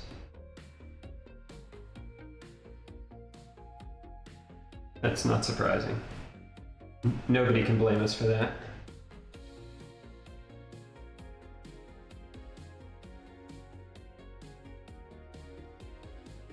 I feel like Trials of Osiris may have been single-handedly responsible for sales of other video games there for a while.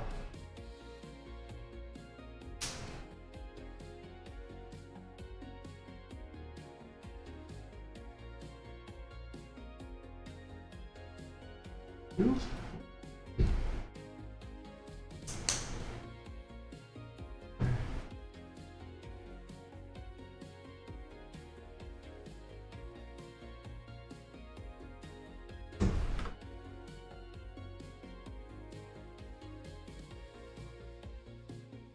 Give that man his money. I haven't seen Rounders in a long time. Now I may have to go watch.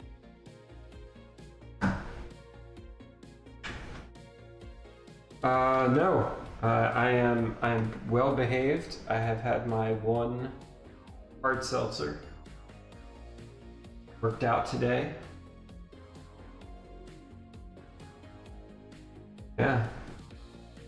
Which is actually, I mean, it's just lemonade. It's tasty, but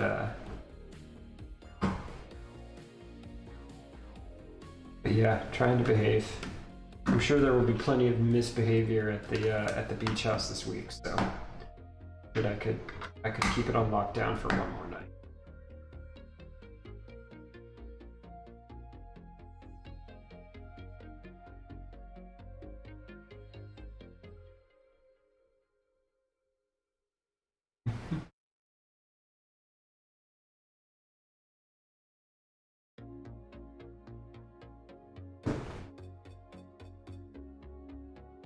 Like actually off? Oh, I thought you meant like off of work. You're like, damn.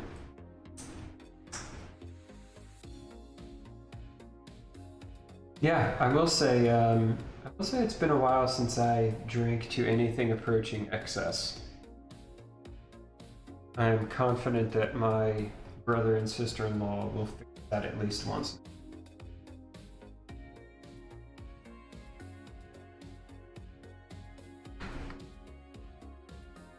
Yeah, I tend to enjoy my time at the beach. I just need to make sure that there's enough room in the shower for me to sit down the next day.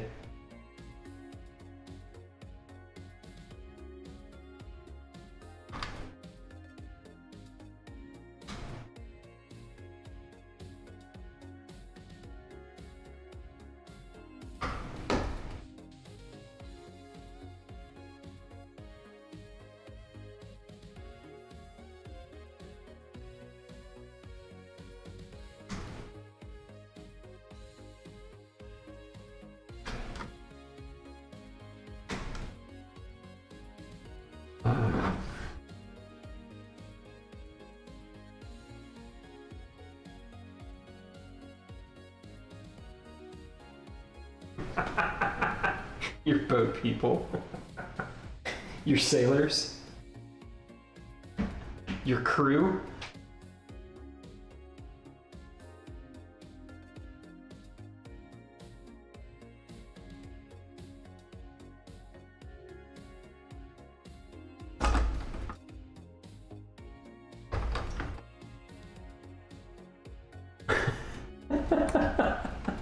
So until then, it was just non-stop shanties that you couldn't stop? That's hilarious. Why won't they be quiet?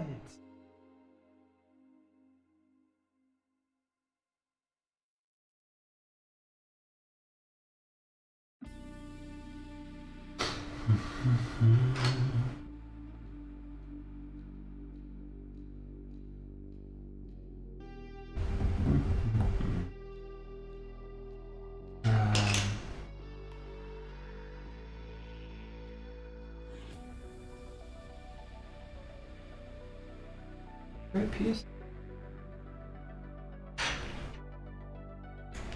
Yep, that's the right piece, all right.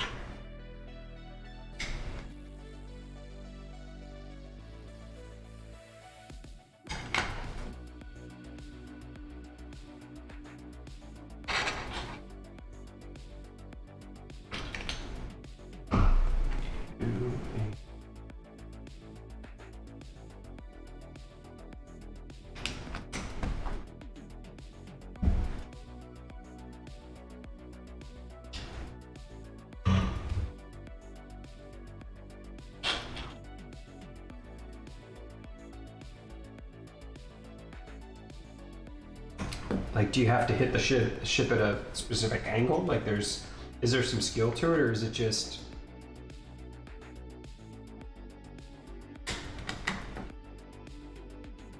Gotcha. Then it just uses that big attachment on the front and cuts it in half. Awesome. That's awesome. Yeah, there are always a bunch of games that I look at and I'm like, oh man, maybe I'll play that one. And then it's like, no, I don't need to get sucked into another one. Like Death Stranding looks really.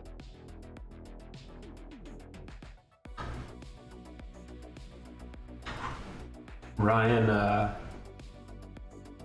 texted me yesterday because I've got the kids from yesterday afternoon until next Saturday, and he texts me and he's like, so I got a bunch of Steam money for my birthday and I'd really like Fallout, and they did a little higher than the games I normally have. So I did some research and he spends like, I'm solid. Like, I'd really like to get this, let me know what you think. And I go upstairs and I'm like, did you honestly think I was gonna tell you no? Like, you put a lot of effort into this. Worried that I was gonna say, no, you can't have this game. I was just trying to help your decision. Like, well, that's the equivalent of putting a professional plastic binder on your book report, so good job. Yes, you may have the game.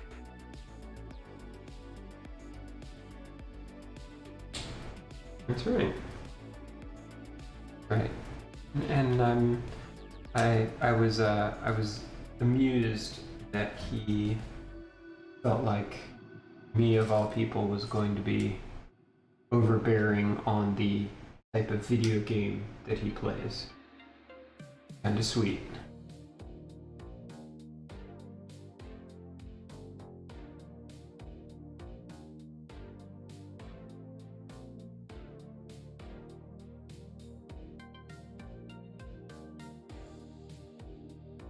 Right. I just don't look at, I mean, I'm sure you've played Fallout too. Like, that doesn't feel like that's not a super worrisome game to me. You know, he was...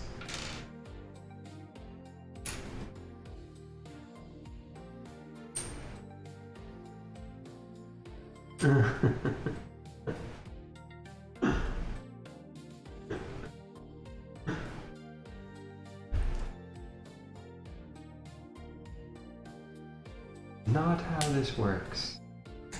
This is not how any of this works.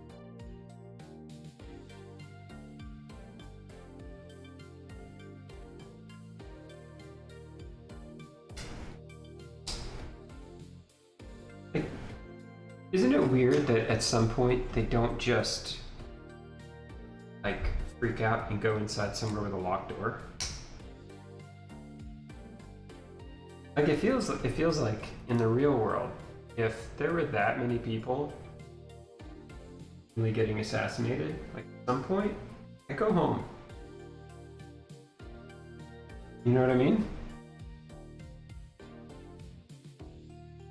It feels like the lack of communication or urgency as everyone's dying.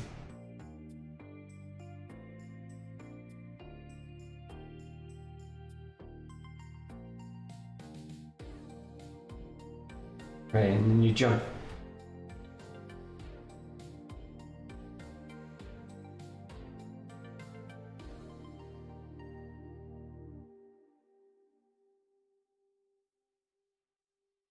Like they'll turn up the heat on you.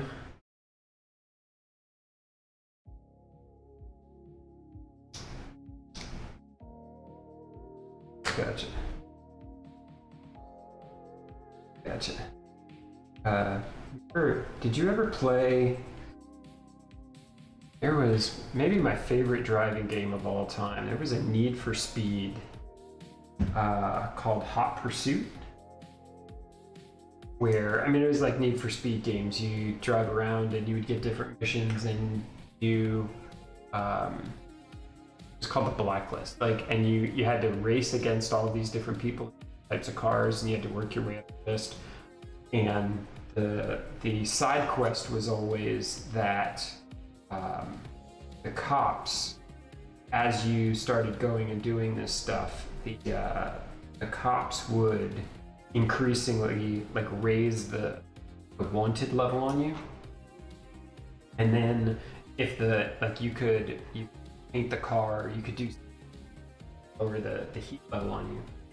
But if you got to the highest heat level, they would throw these like monster rhino SUVs at you that would come flying at you head on and like drive right directly into the front of your car to disable it. And like it was just nuts. Oh, but it was so much fun. So much fun. There was this huge superhighway that kind of lapped the entire game. So even when you were bored, like you didn't have, you could jump in, just drive as fast as you could around this lap until you had basically every police car in the game. It was pretty awesome. Pretty awesome. And they had a kick-ass soundtrack to the game too, so you get to do some crazy, unsafe, illegal driving and listen to good tunes at the same time. You know, some of us called that college, but whatever.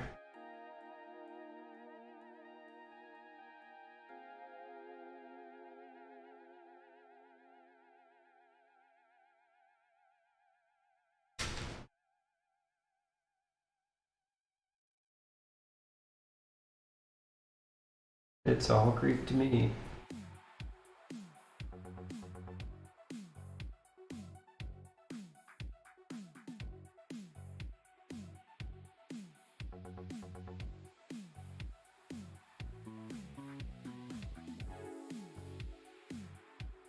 Right? And now what?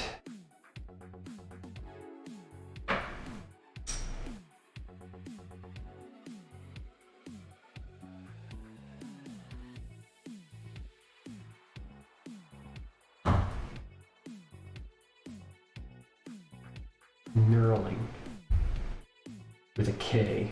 Knurling is what it's called when you use all these little pieces to do like decorative stuff.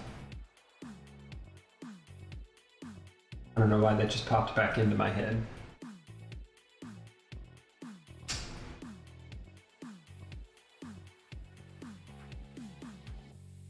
Pretty sure I got it off a YouTube video though, so. Yeah, it's kind of like Wikipedia. If it's wrong, just blame them.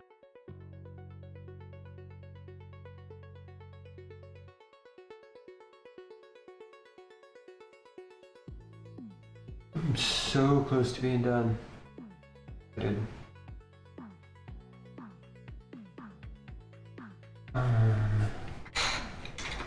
Where is that piece? Why does it hide from me?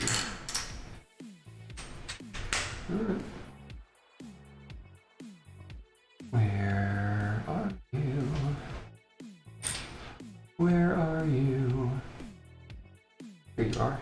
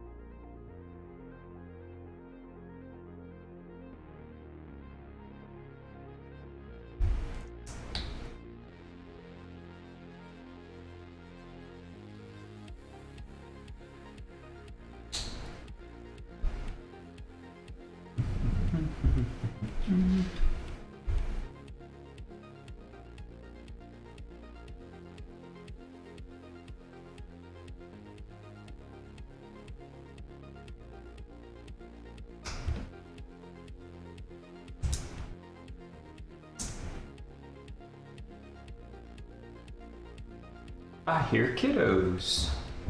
No, I'm just coming down to plug my iPad in and Okay. head to bed. I am almost done. This is all I have left to do. Oh, really? I know. Fun? I'm super excited. I just got that little piece right there. Yeah. And then you know what the last thing I have to build is?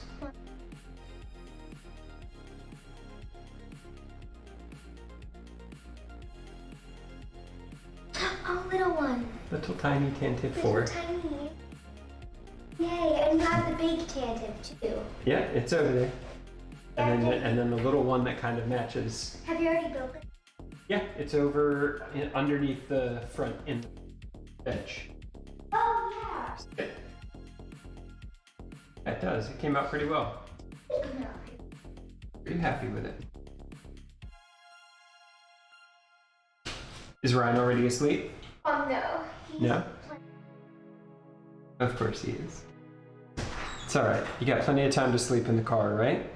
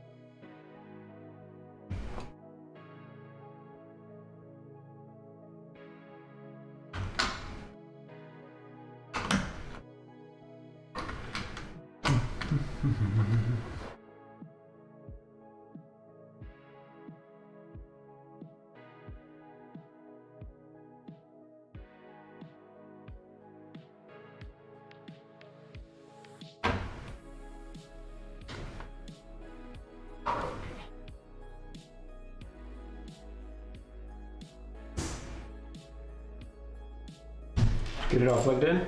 Yeah. Good. Okay. You going to bed or you just going to read? I'm just gonna go to read. Okay. I'll be up as soon as I get done here, I'll be up.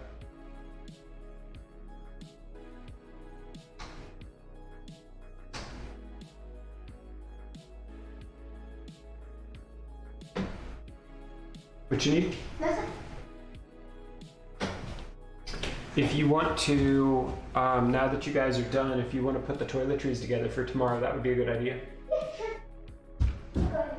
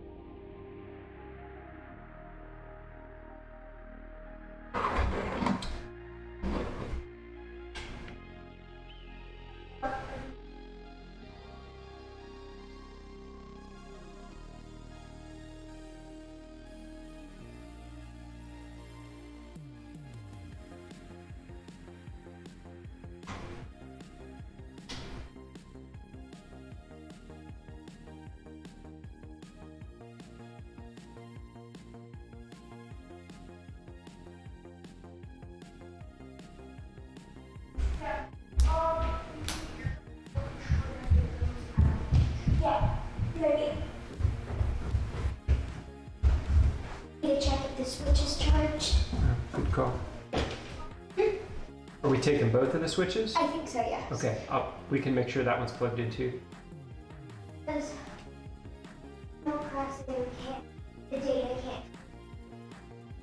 Like, even if you have a different cartridge, you can't play it on a different switch, which sucks. Wait, what? You have a different cartridge, you can't play it? No. The data is stored like on the Switch and not the card. Oh, so like your save game and stuff. Yeah. Like you could still play the game. You would just have to basically start over. Okay. Okay. Makes sense. I was confused there for a minute. At 55. Tell you what. I think it's right behind the speaker that's here. See the plug-in charger that has the 4 ports on it? Yeah. Flip it over. No, is there another one sitting right there? Yeah. We can use that one and use 2 of the USB-C plugs. Should be attached to the battery that's over on the couch. And then you can plug it right directly into the switch, and you can plug in that switch and the one that's over in the cradle. Just unzip that one and take those cables out.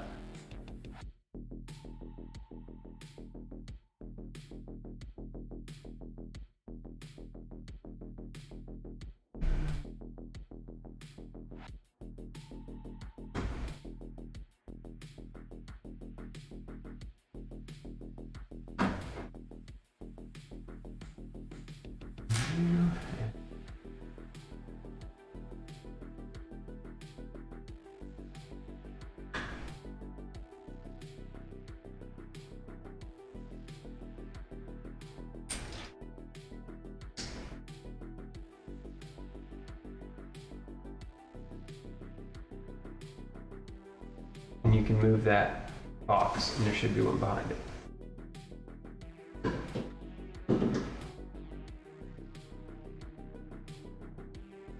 Right, it's charging fan.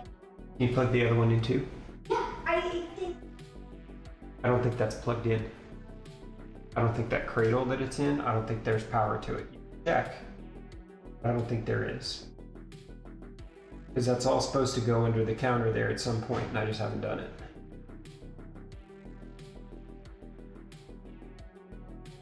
Like, I don't think it's charging over there at all. Yep, so grab the other USB-C cord out of there.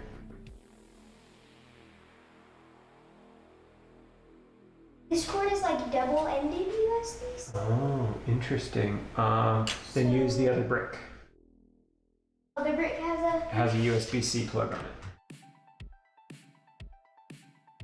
Let's see. Brick brain.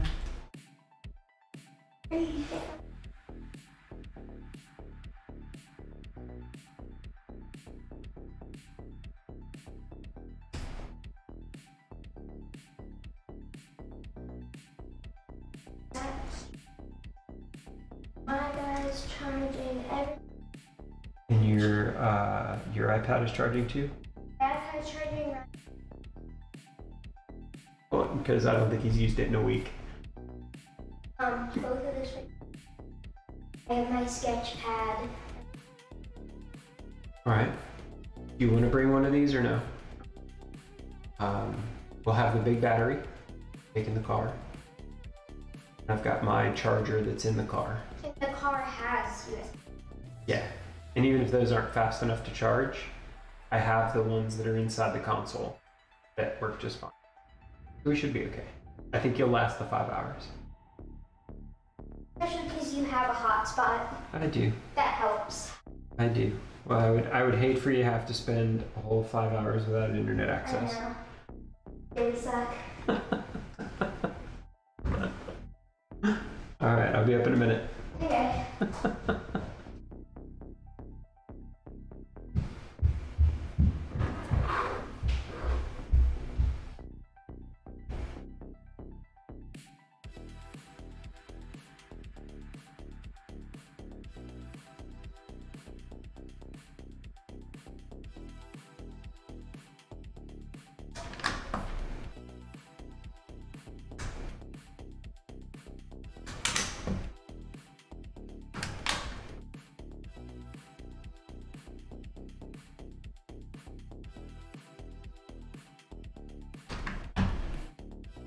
Okay.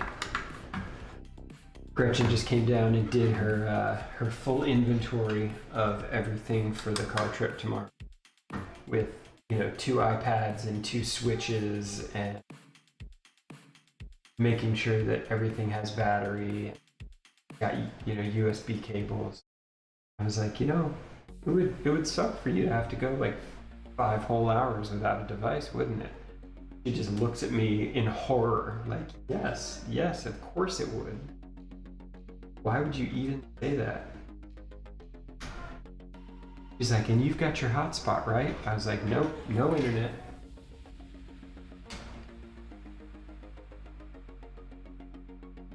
I know. 5-hour drive to the beach. Gotta have internet and 5 devices. They are my kids. Can't even be mad.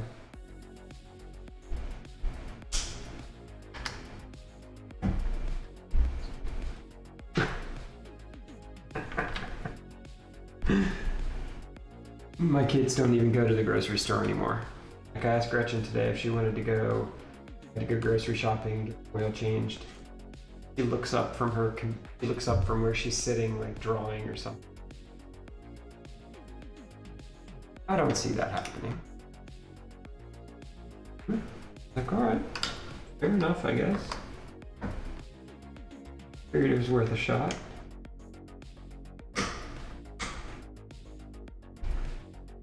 She's gotten to that point where she realizes that if she makes me laugh, she can get away with saying just about anything.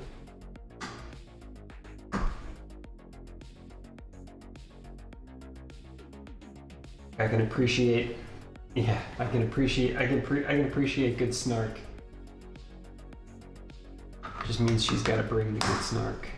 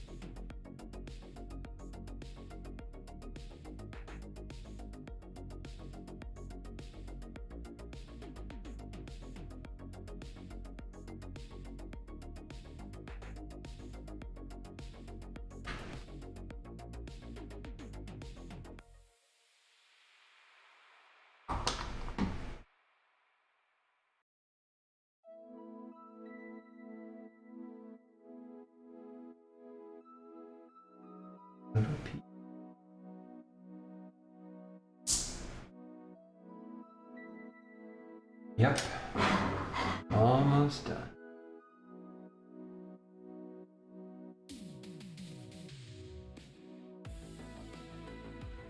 So my daughter is fascinated with the Star Wars Inception, where each of the ships, as it increases in size, it includes the smaller ship for reference. So if you get the Death Star, it includes the like little Super Star Destroyer, and if you get the Super Star Destroyer, it includes a little Star Destroyer. And if you get the Star Destroyer, it includes a little Tantive 4, and you can get the Tantive. So like for every ship you get, there is a reference to the next smaller ship. And for whatever reason, she just finds that entire idea fascinating.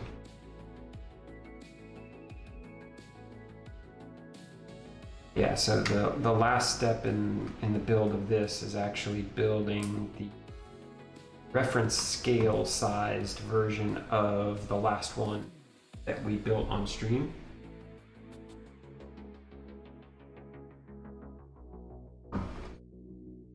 Yeah, so like, as get this one done, the last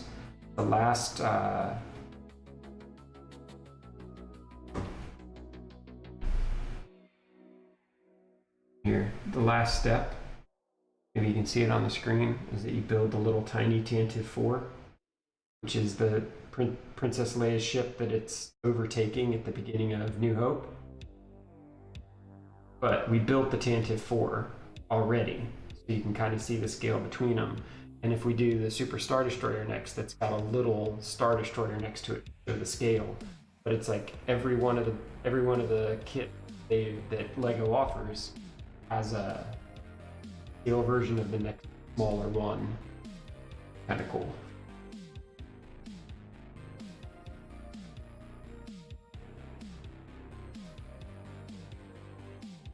And so of course she just keeps saying, okay, we'll keep buying them.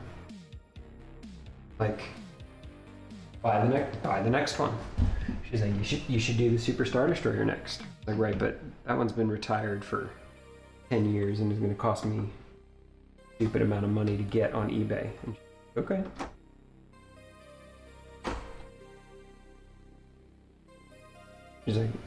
She's like, I mean, seems like the necessary next step. Like, well, how we spend your birthday?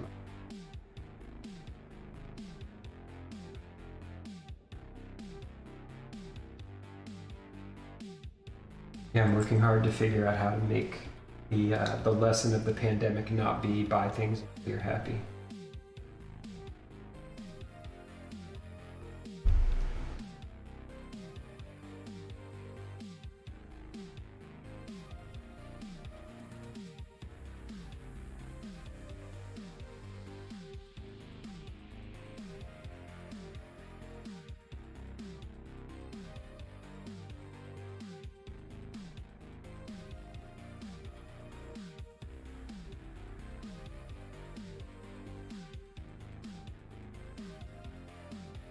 You know what the downside of doing my job on my team is that for the entire larger group of advocates, I am basically VMware tech support.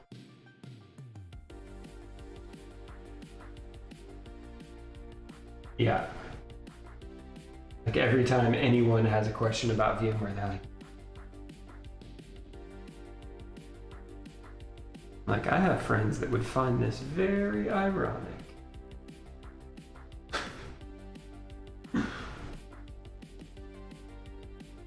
Please tell us more about this VMware.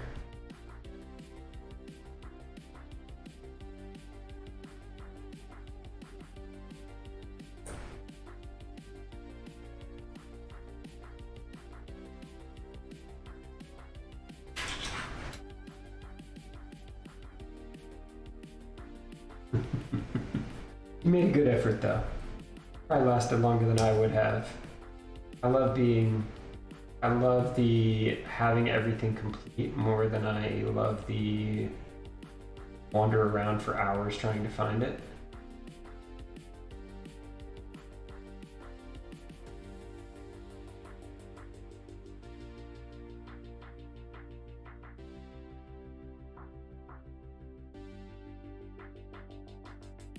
Is it the Undertaker?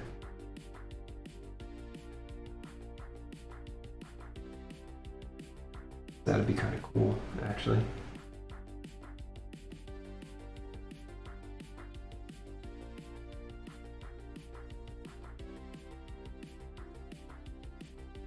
I don't know if Nick's still in the chat. His love of professional wrestling cracks me up.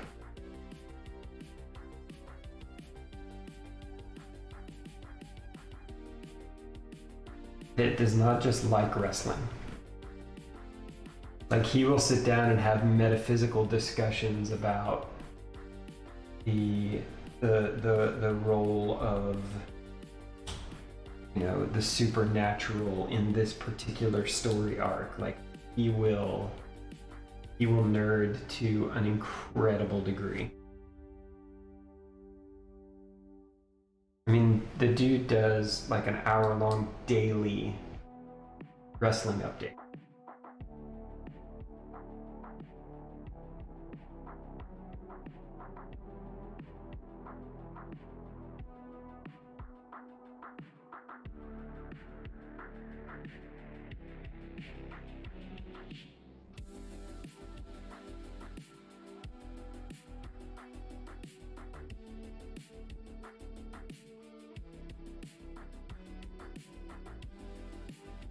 What's that?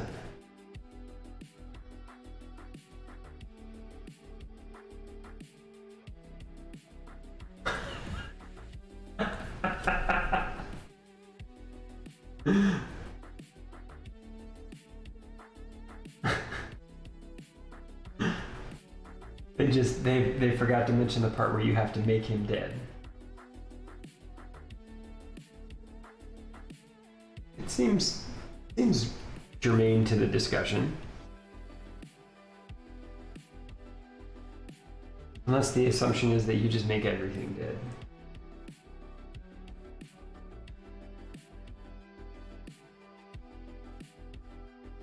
Did we ever find out what the creed is? Is it written down somewhere? Do they put it on money or something?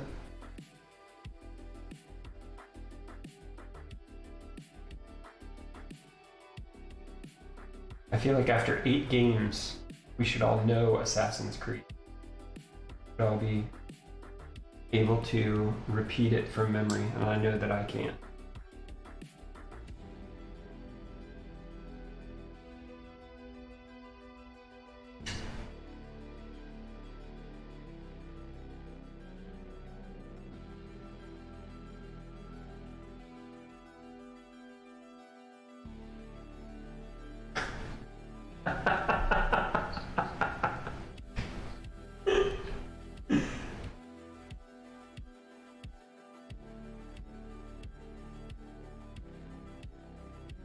While killing people.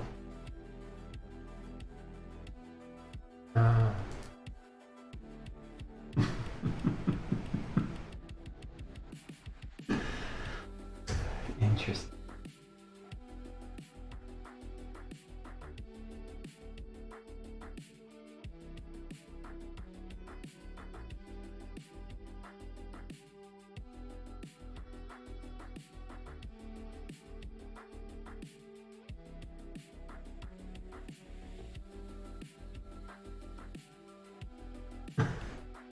Wow.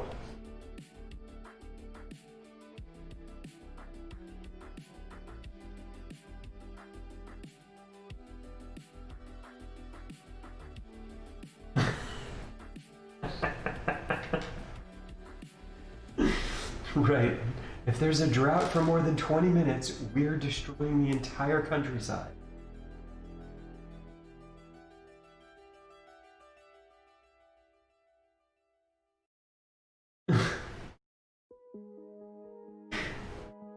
Right. I'm not saying you're wrong, I'm just saying this is dumb.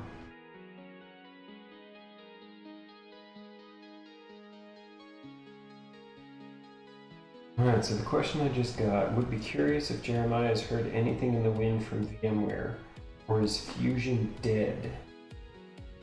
Would Fusion be dead?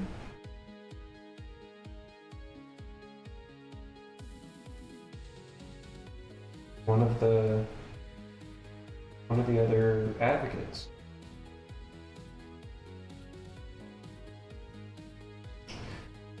Oh, they're talking about the new ARM-based Macs.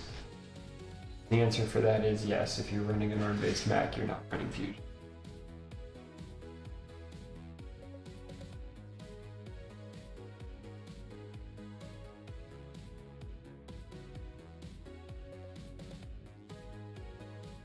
Well, I agree. I mean, I feel like the Mac, there's a set of Mac enthusiasts who are head over heels. Mac is Dell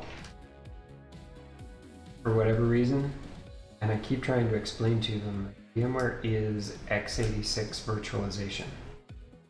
Like, I'm not saying they couldn't do something with ARM, and I'm sure that there will be stuff that's there, but like the vast majority of what VMware kind of built their world on is x86, so Fusion isn't just going to be an easy port to ARM. They're like, well, the Mac community needs it. By the way, you work for Microsoft. Not for nothing. Not for nothing.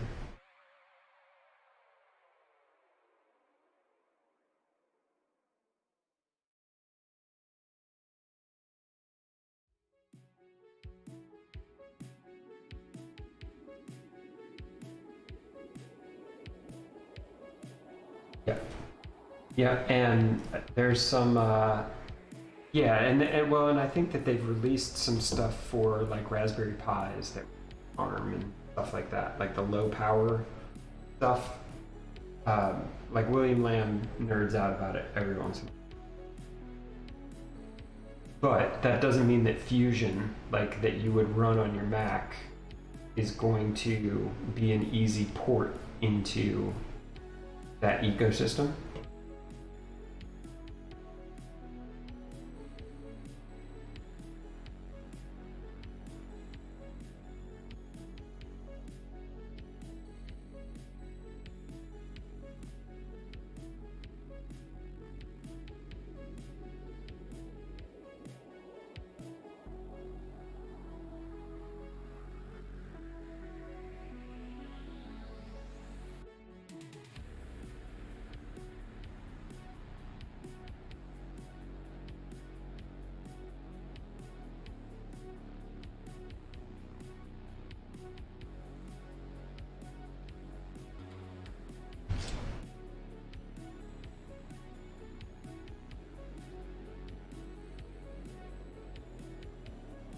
Around the Mac announcement? Yeah. Yeah. I mean, and mostly just because, like, there are lots of, like, I mean, first of all, Apple isn't the first company to build a Mac or an ARM-based system. There is there's an ARM-based, there's an entire line of ARM-based Microsoft PCs. But like, why? I mean, in the new Surface Laptop X, or I don't even remember what it was. Like, there's a new one that's the same way, that's all based, but terrible. I feel like it works fine for a tablet at best. You run a full PC, you want to run full apps on it. Like, ridiculous.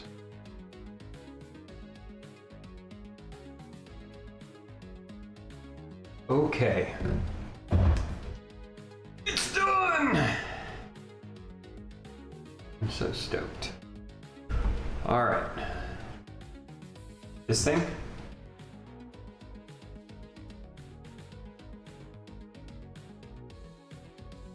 Yeah, it's the brick separator. Yeah.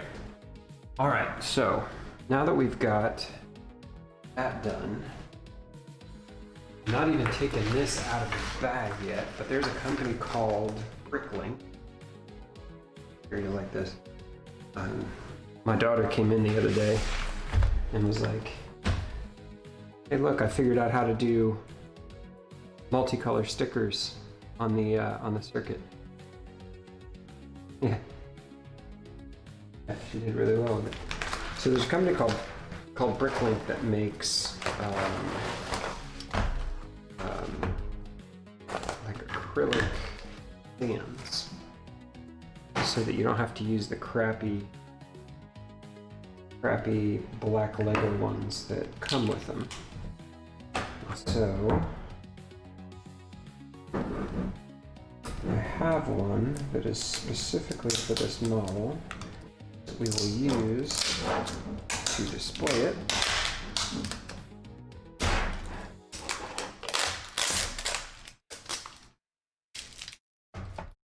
These are actually really cool.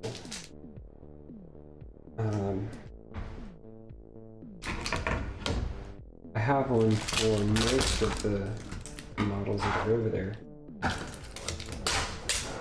It ends up, instead of just showing it flat like this, hold it up at an angle, and just kind of makes it better from a display standpoint, but also makes it pick up less. Is useful. All right, and it's got little. Here's a. Back.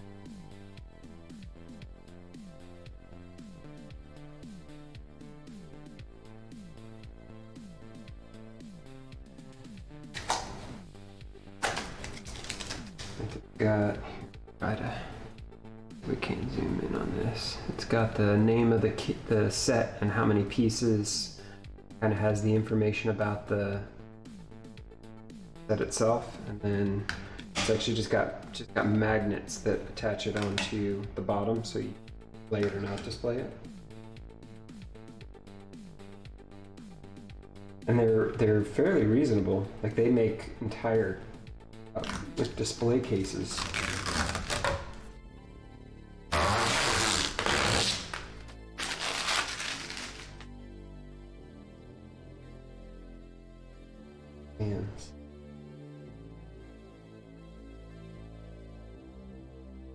I know I'm missing my chance to pull out a good mic and do a nice ASMR live stream here, but I feel like YouTube.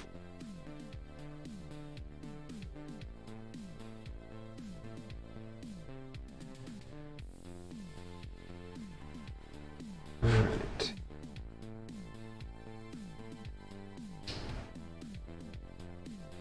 I would love to watch these be manufactured at some point, because you can tell there's just a CNC machine takes these big pieces of acrylic and kind of chops them down. I think it would be fun to go watch that. I bet it's very satisfying.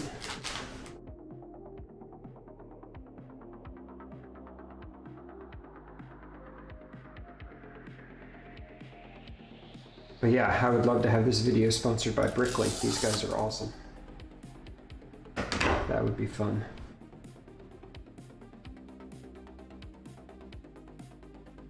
Of course, at this point, I'm pretty sure I own every play stand they make. I'm not exactly sure what sort of deal we could work out. Already bought everything, but that's right. Throw that link up there. I could do a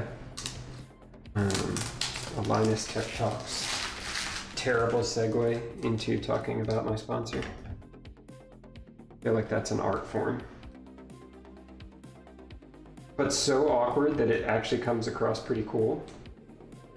Like so terribly awkward. The Lego kit is awesome, and the only thing more awesome is my segue into talking about our sponsor.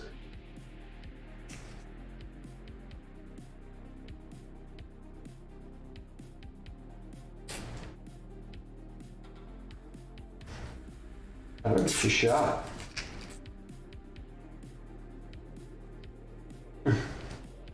It's another game that I should play and have not.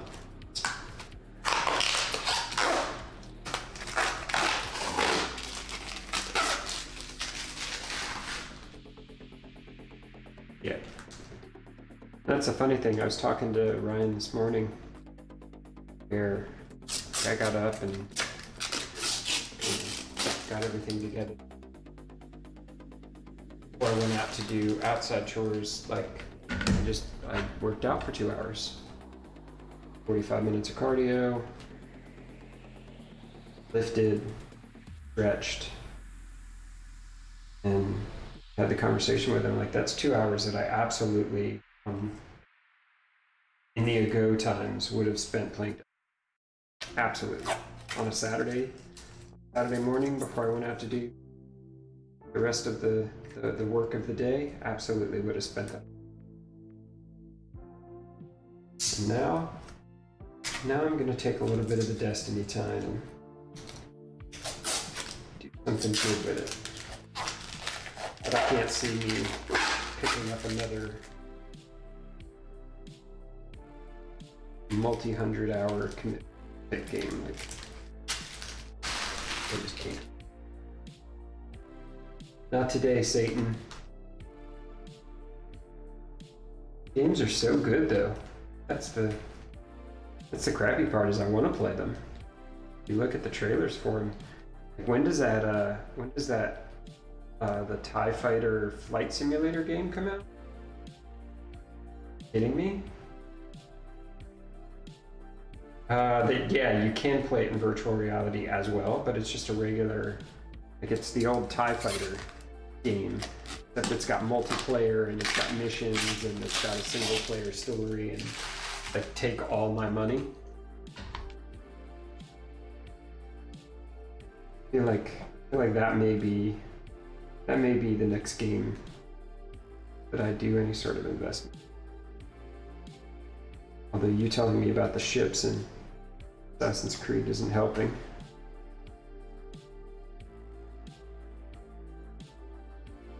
Shit. Yeah, I agree. It does have to.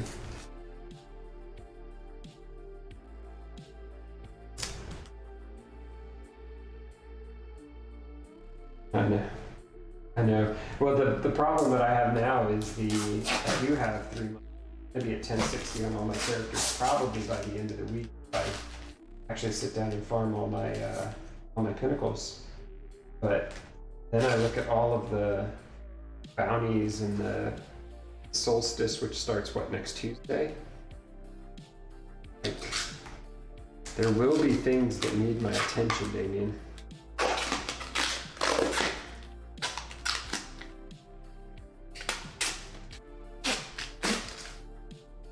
I feel like if I were a better man, I could say no, but we both know I am not a better man. Stuff go. So yeah. As soon as I get this put together, I'm actually going to take it over and put it in place so that you can see it next to all of the rest of the that are over there. Yes, it is.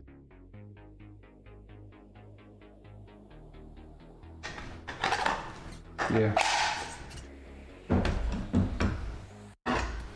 Yeah.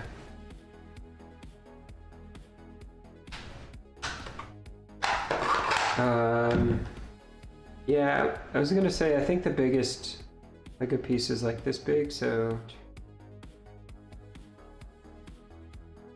16 by 16, the biggest ones that were in there. It had a few, but this should go.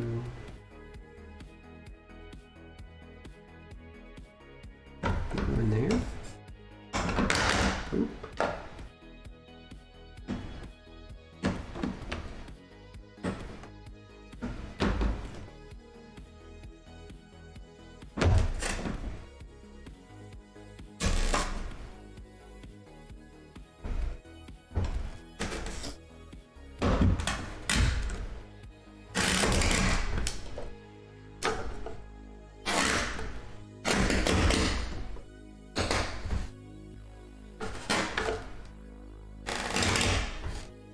Yeah.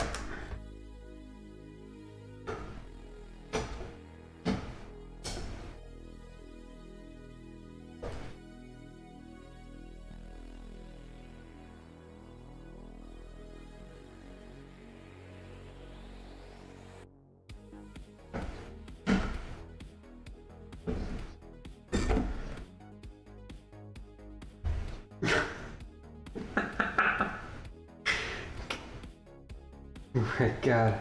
Well, apparently, wasn't the guy at Ubisoft, like, wasn't he the guy that was, like, married and had 3 different girlfriends, all of whom were, like, streamers or partners or something?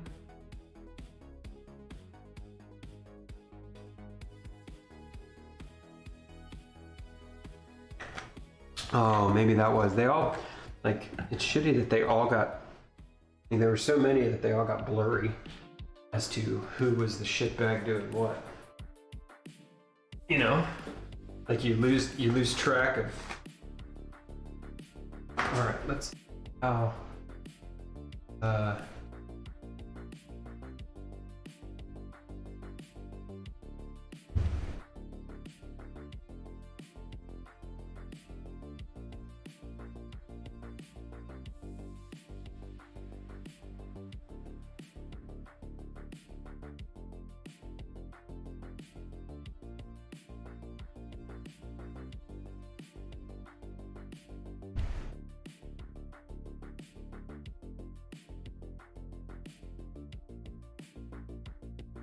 Hey, Hannah.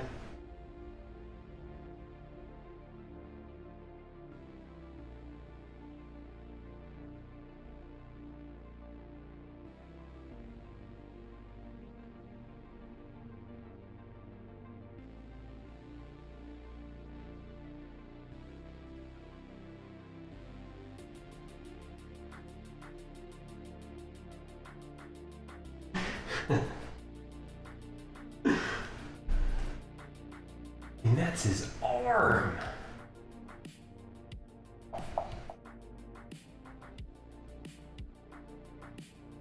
Nope, no.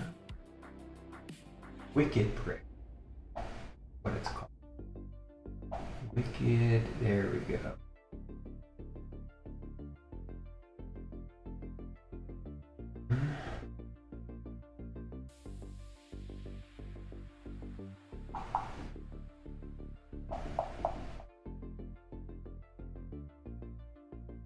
Real Star Destroyer.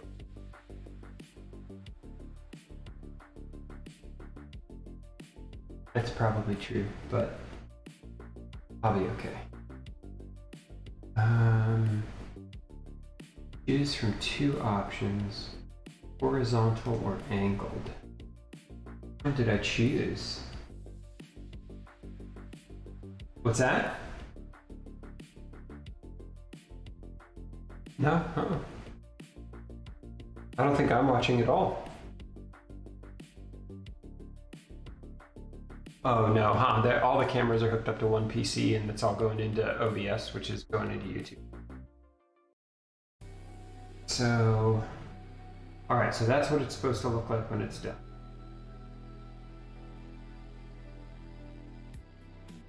That looks dangerous. It's gonna be great.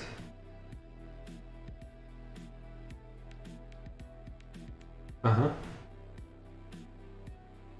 Yeah, that's exactly what I said. Like, we're all gonna die. It's gonna be great. Oh, it will.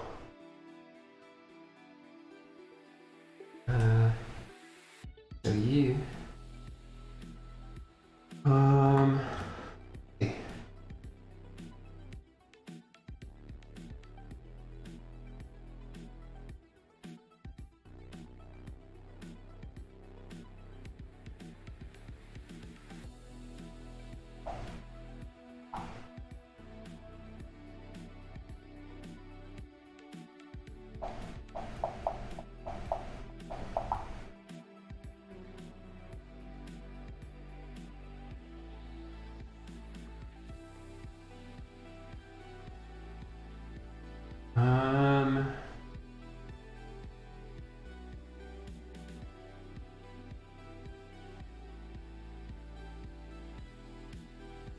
Specification.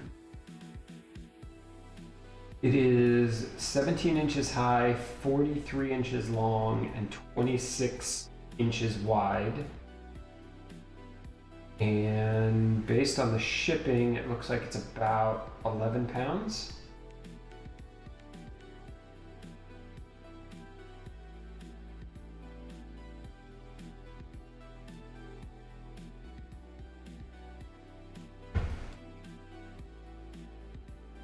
No, this one's less than that. This one is...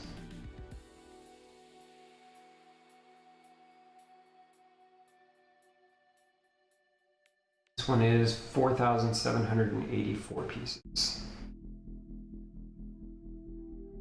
Yeah. Yeah, it's still hefty. We're gonna flip.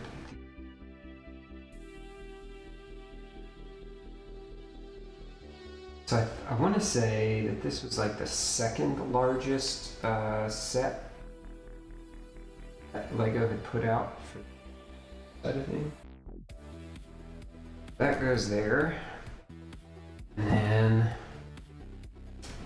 minifigs go on either side of that. Two. All right, do we want to put the stand over there? I feel feel like I want to put the stand over there first and then bring the ship over. All right, we're gonna do cool tech things here, Damien. Wish me luck. All right. Here's the stand, all nice and finished. Take it.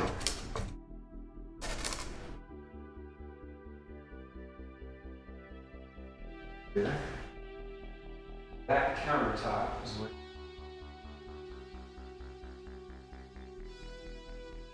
So that's.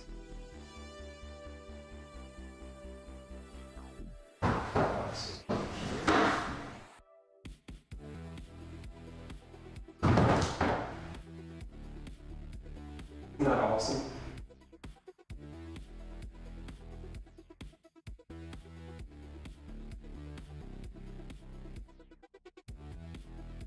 Again, that's another one of those wicked bricks where got a load of minifigs down at the bottom and holds it up at an angle.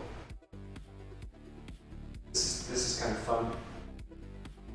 At one point, Lego sent me a little card on it with a little minifig holding a credit card.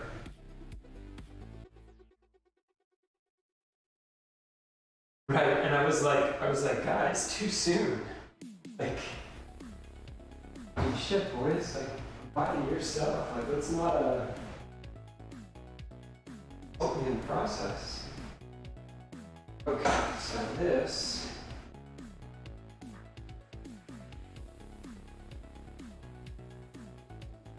I actually had to pull that bookshelf out from the wall a little bit so that there's a difference.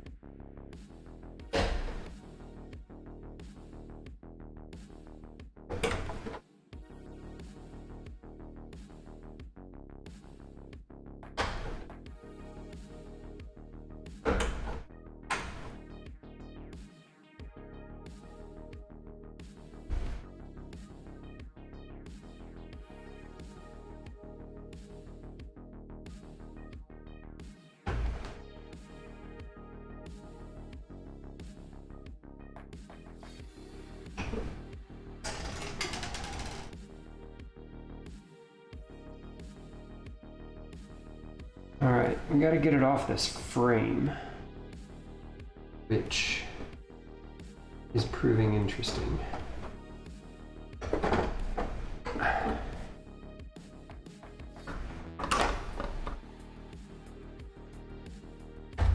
Luckily, some of this is pretty modular. I think I can get it off of here without too much trouble.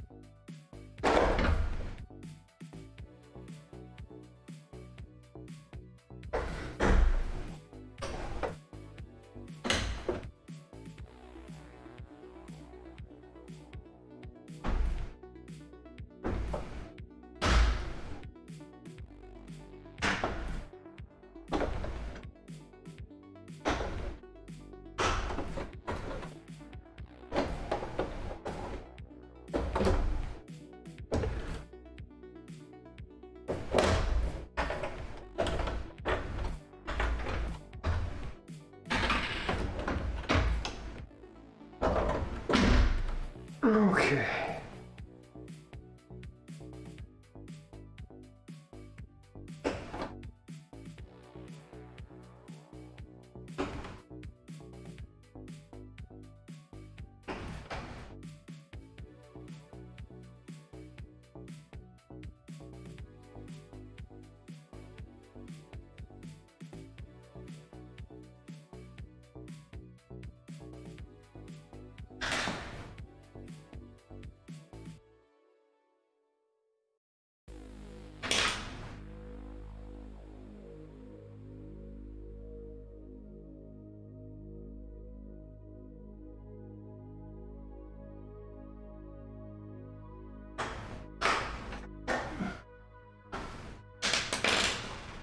All right.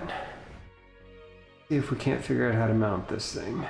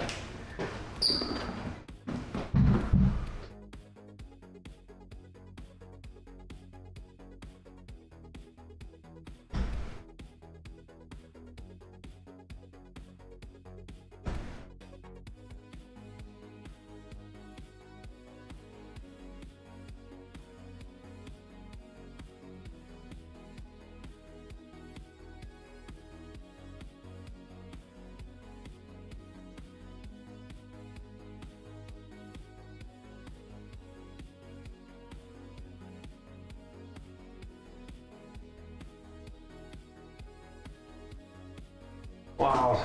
Okay.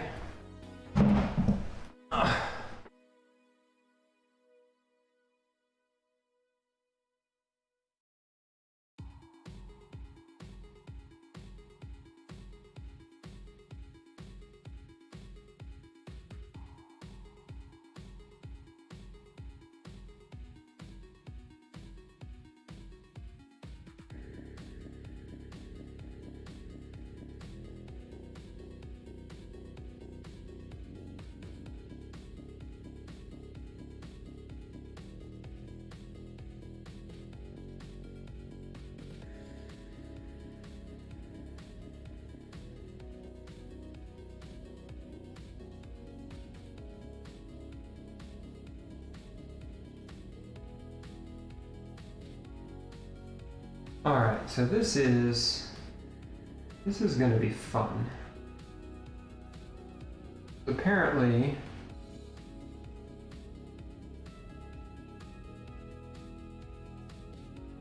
let's first.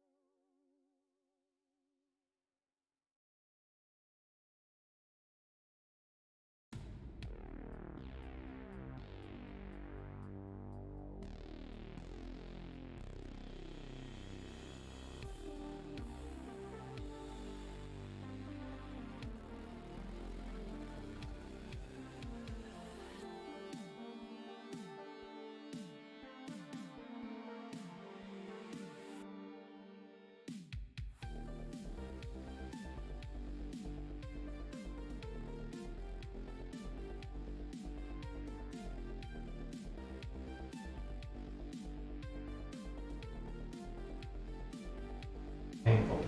Okay. We did get the angled one. Alright. That's going to go underneath the bottom.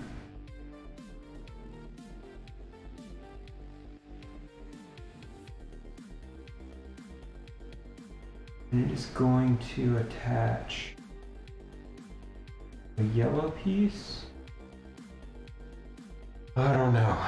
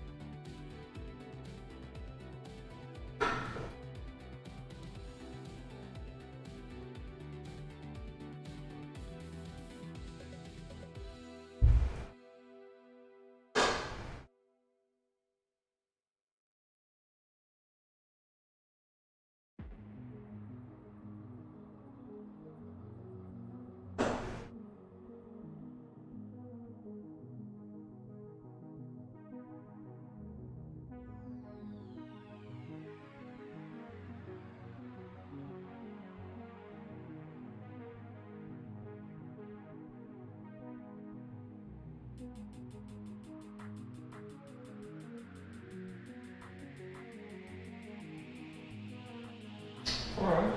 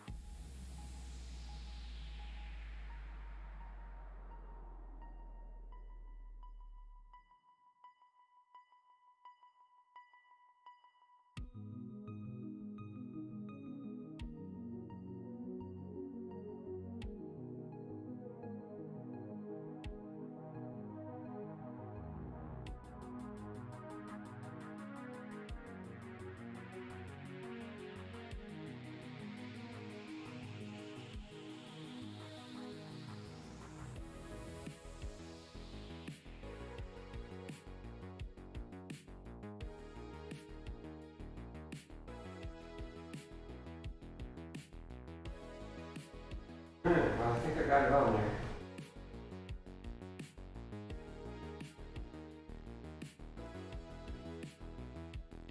So, got the plastic pieces that come up through here, that side, and cutout fits around that yellow piece that's right there in the middle.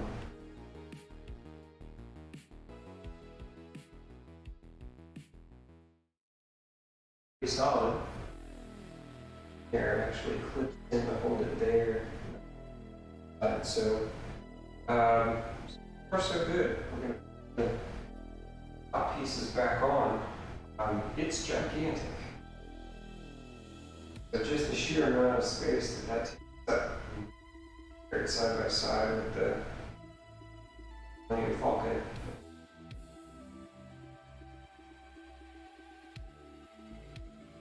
A whole lot of Lego pieces sitting side by side. This are back in place where they need to be. I guess we'll do this first. Just a second. Back over here.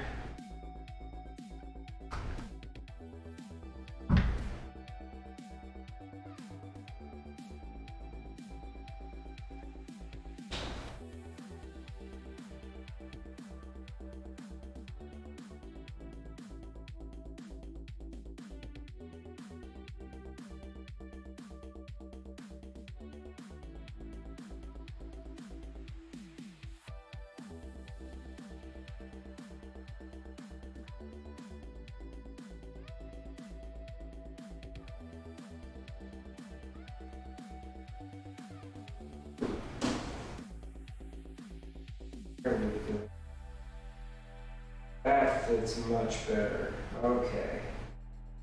Now we got it. Boxing. Excellent. Okay. Good deal.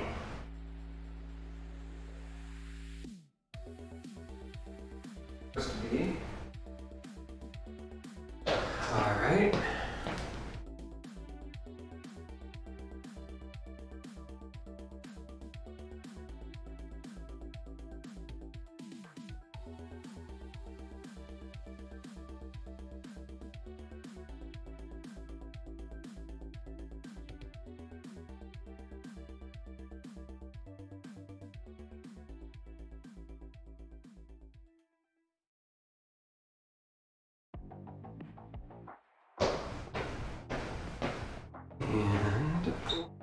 You.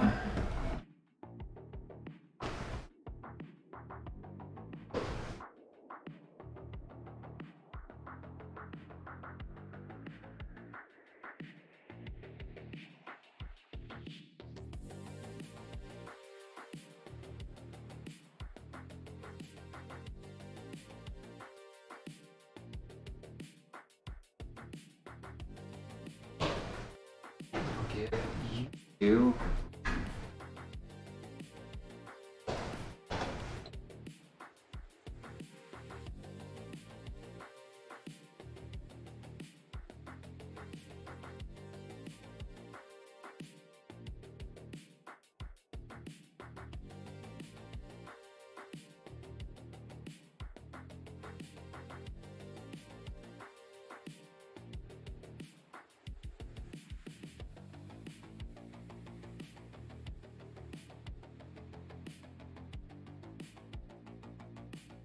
Here. F.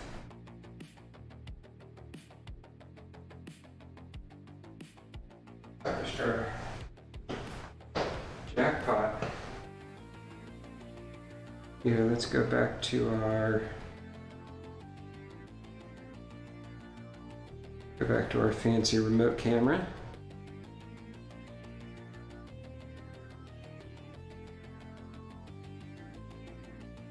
And we'll take little Star Wars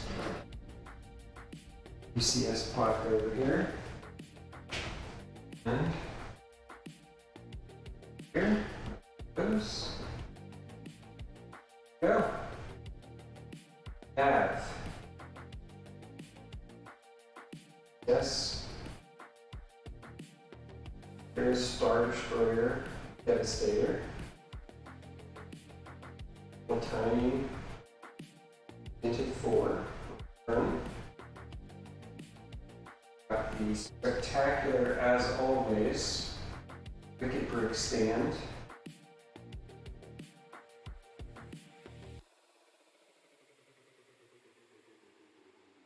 Got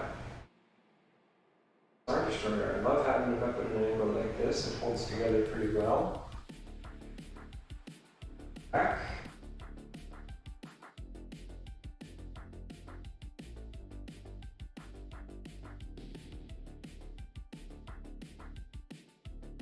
Bridge.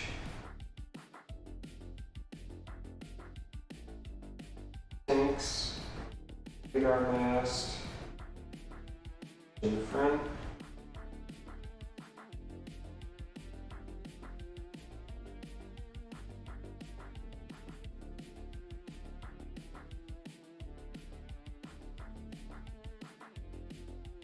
So, that.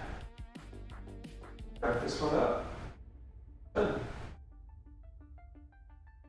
Fun build. Glad we got it done today. Glad that it holds its own. Sitting next to the 6 Millennium Falcon. Again, the Wicked Brick Stains. And oh man. So amazing. So, I'm so glad I picked those up. Got snow speeder, firing, Destiny Born, A-Wing, which I don't think has all the rest of them.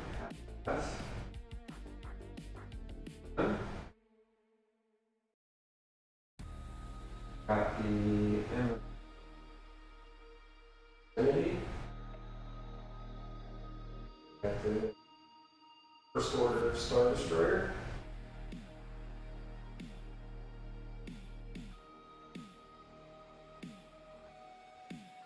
Station.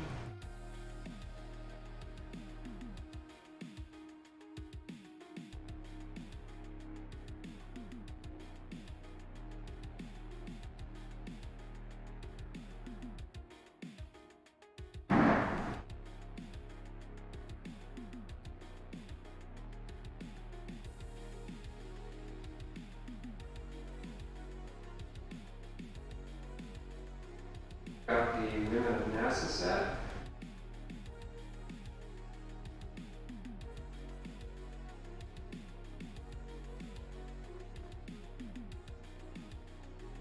Five.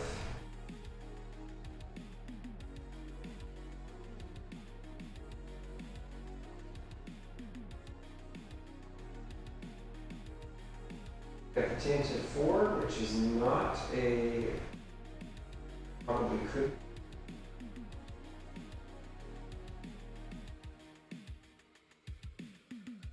Got the elements off.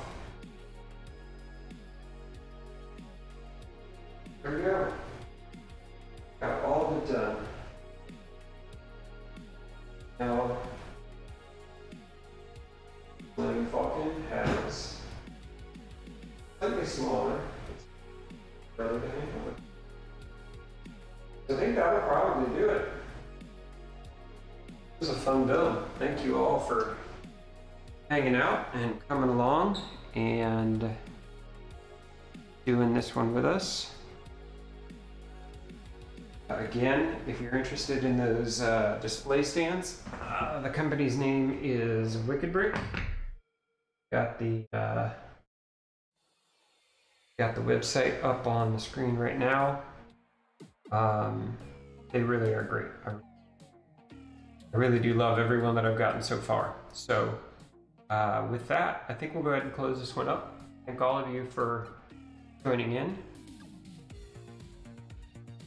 And I'm glad we got this one done on time. And I'll be back in a week off here.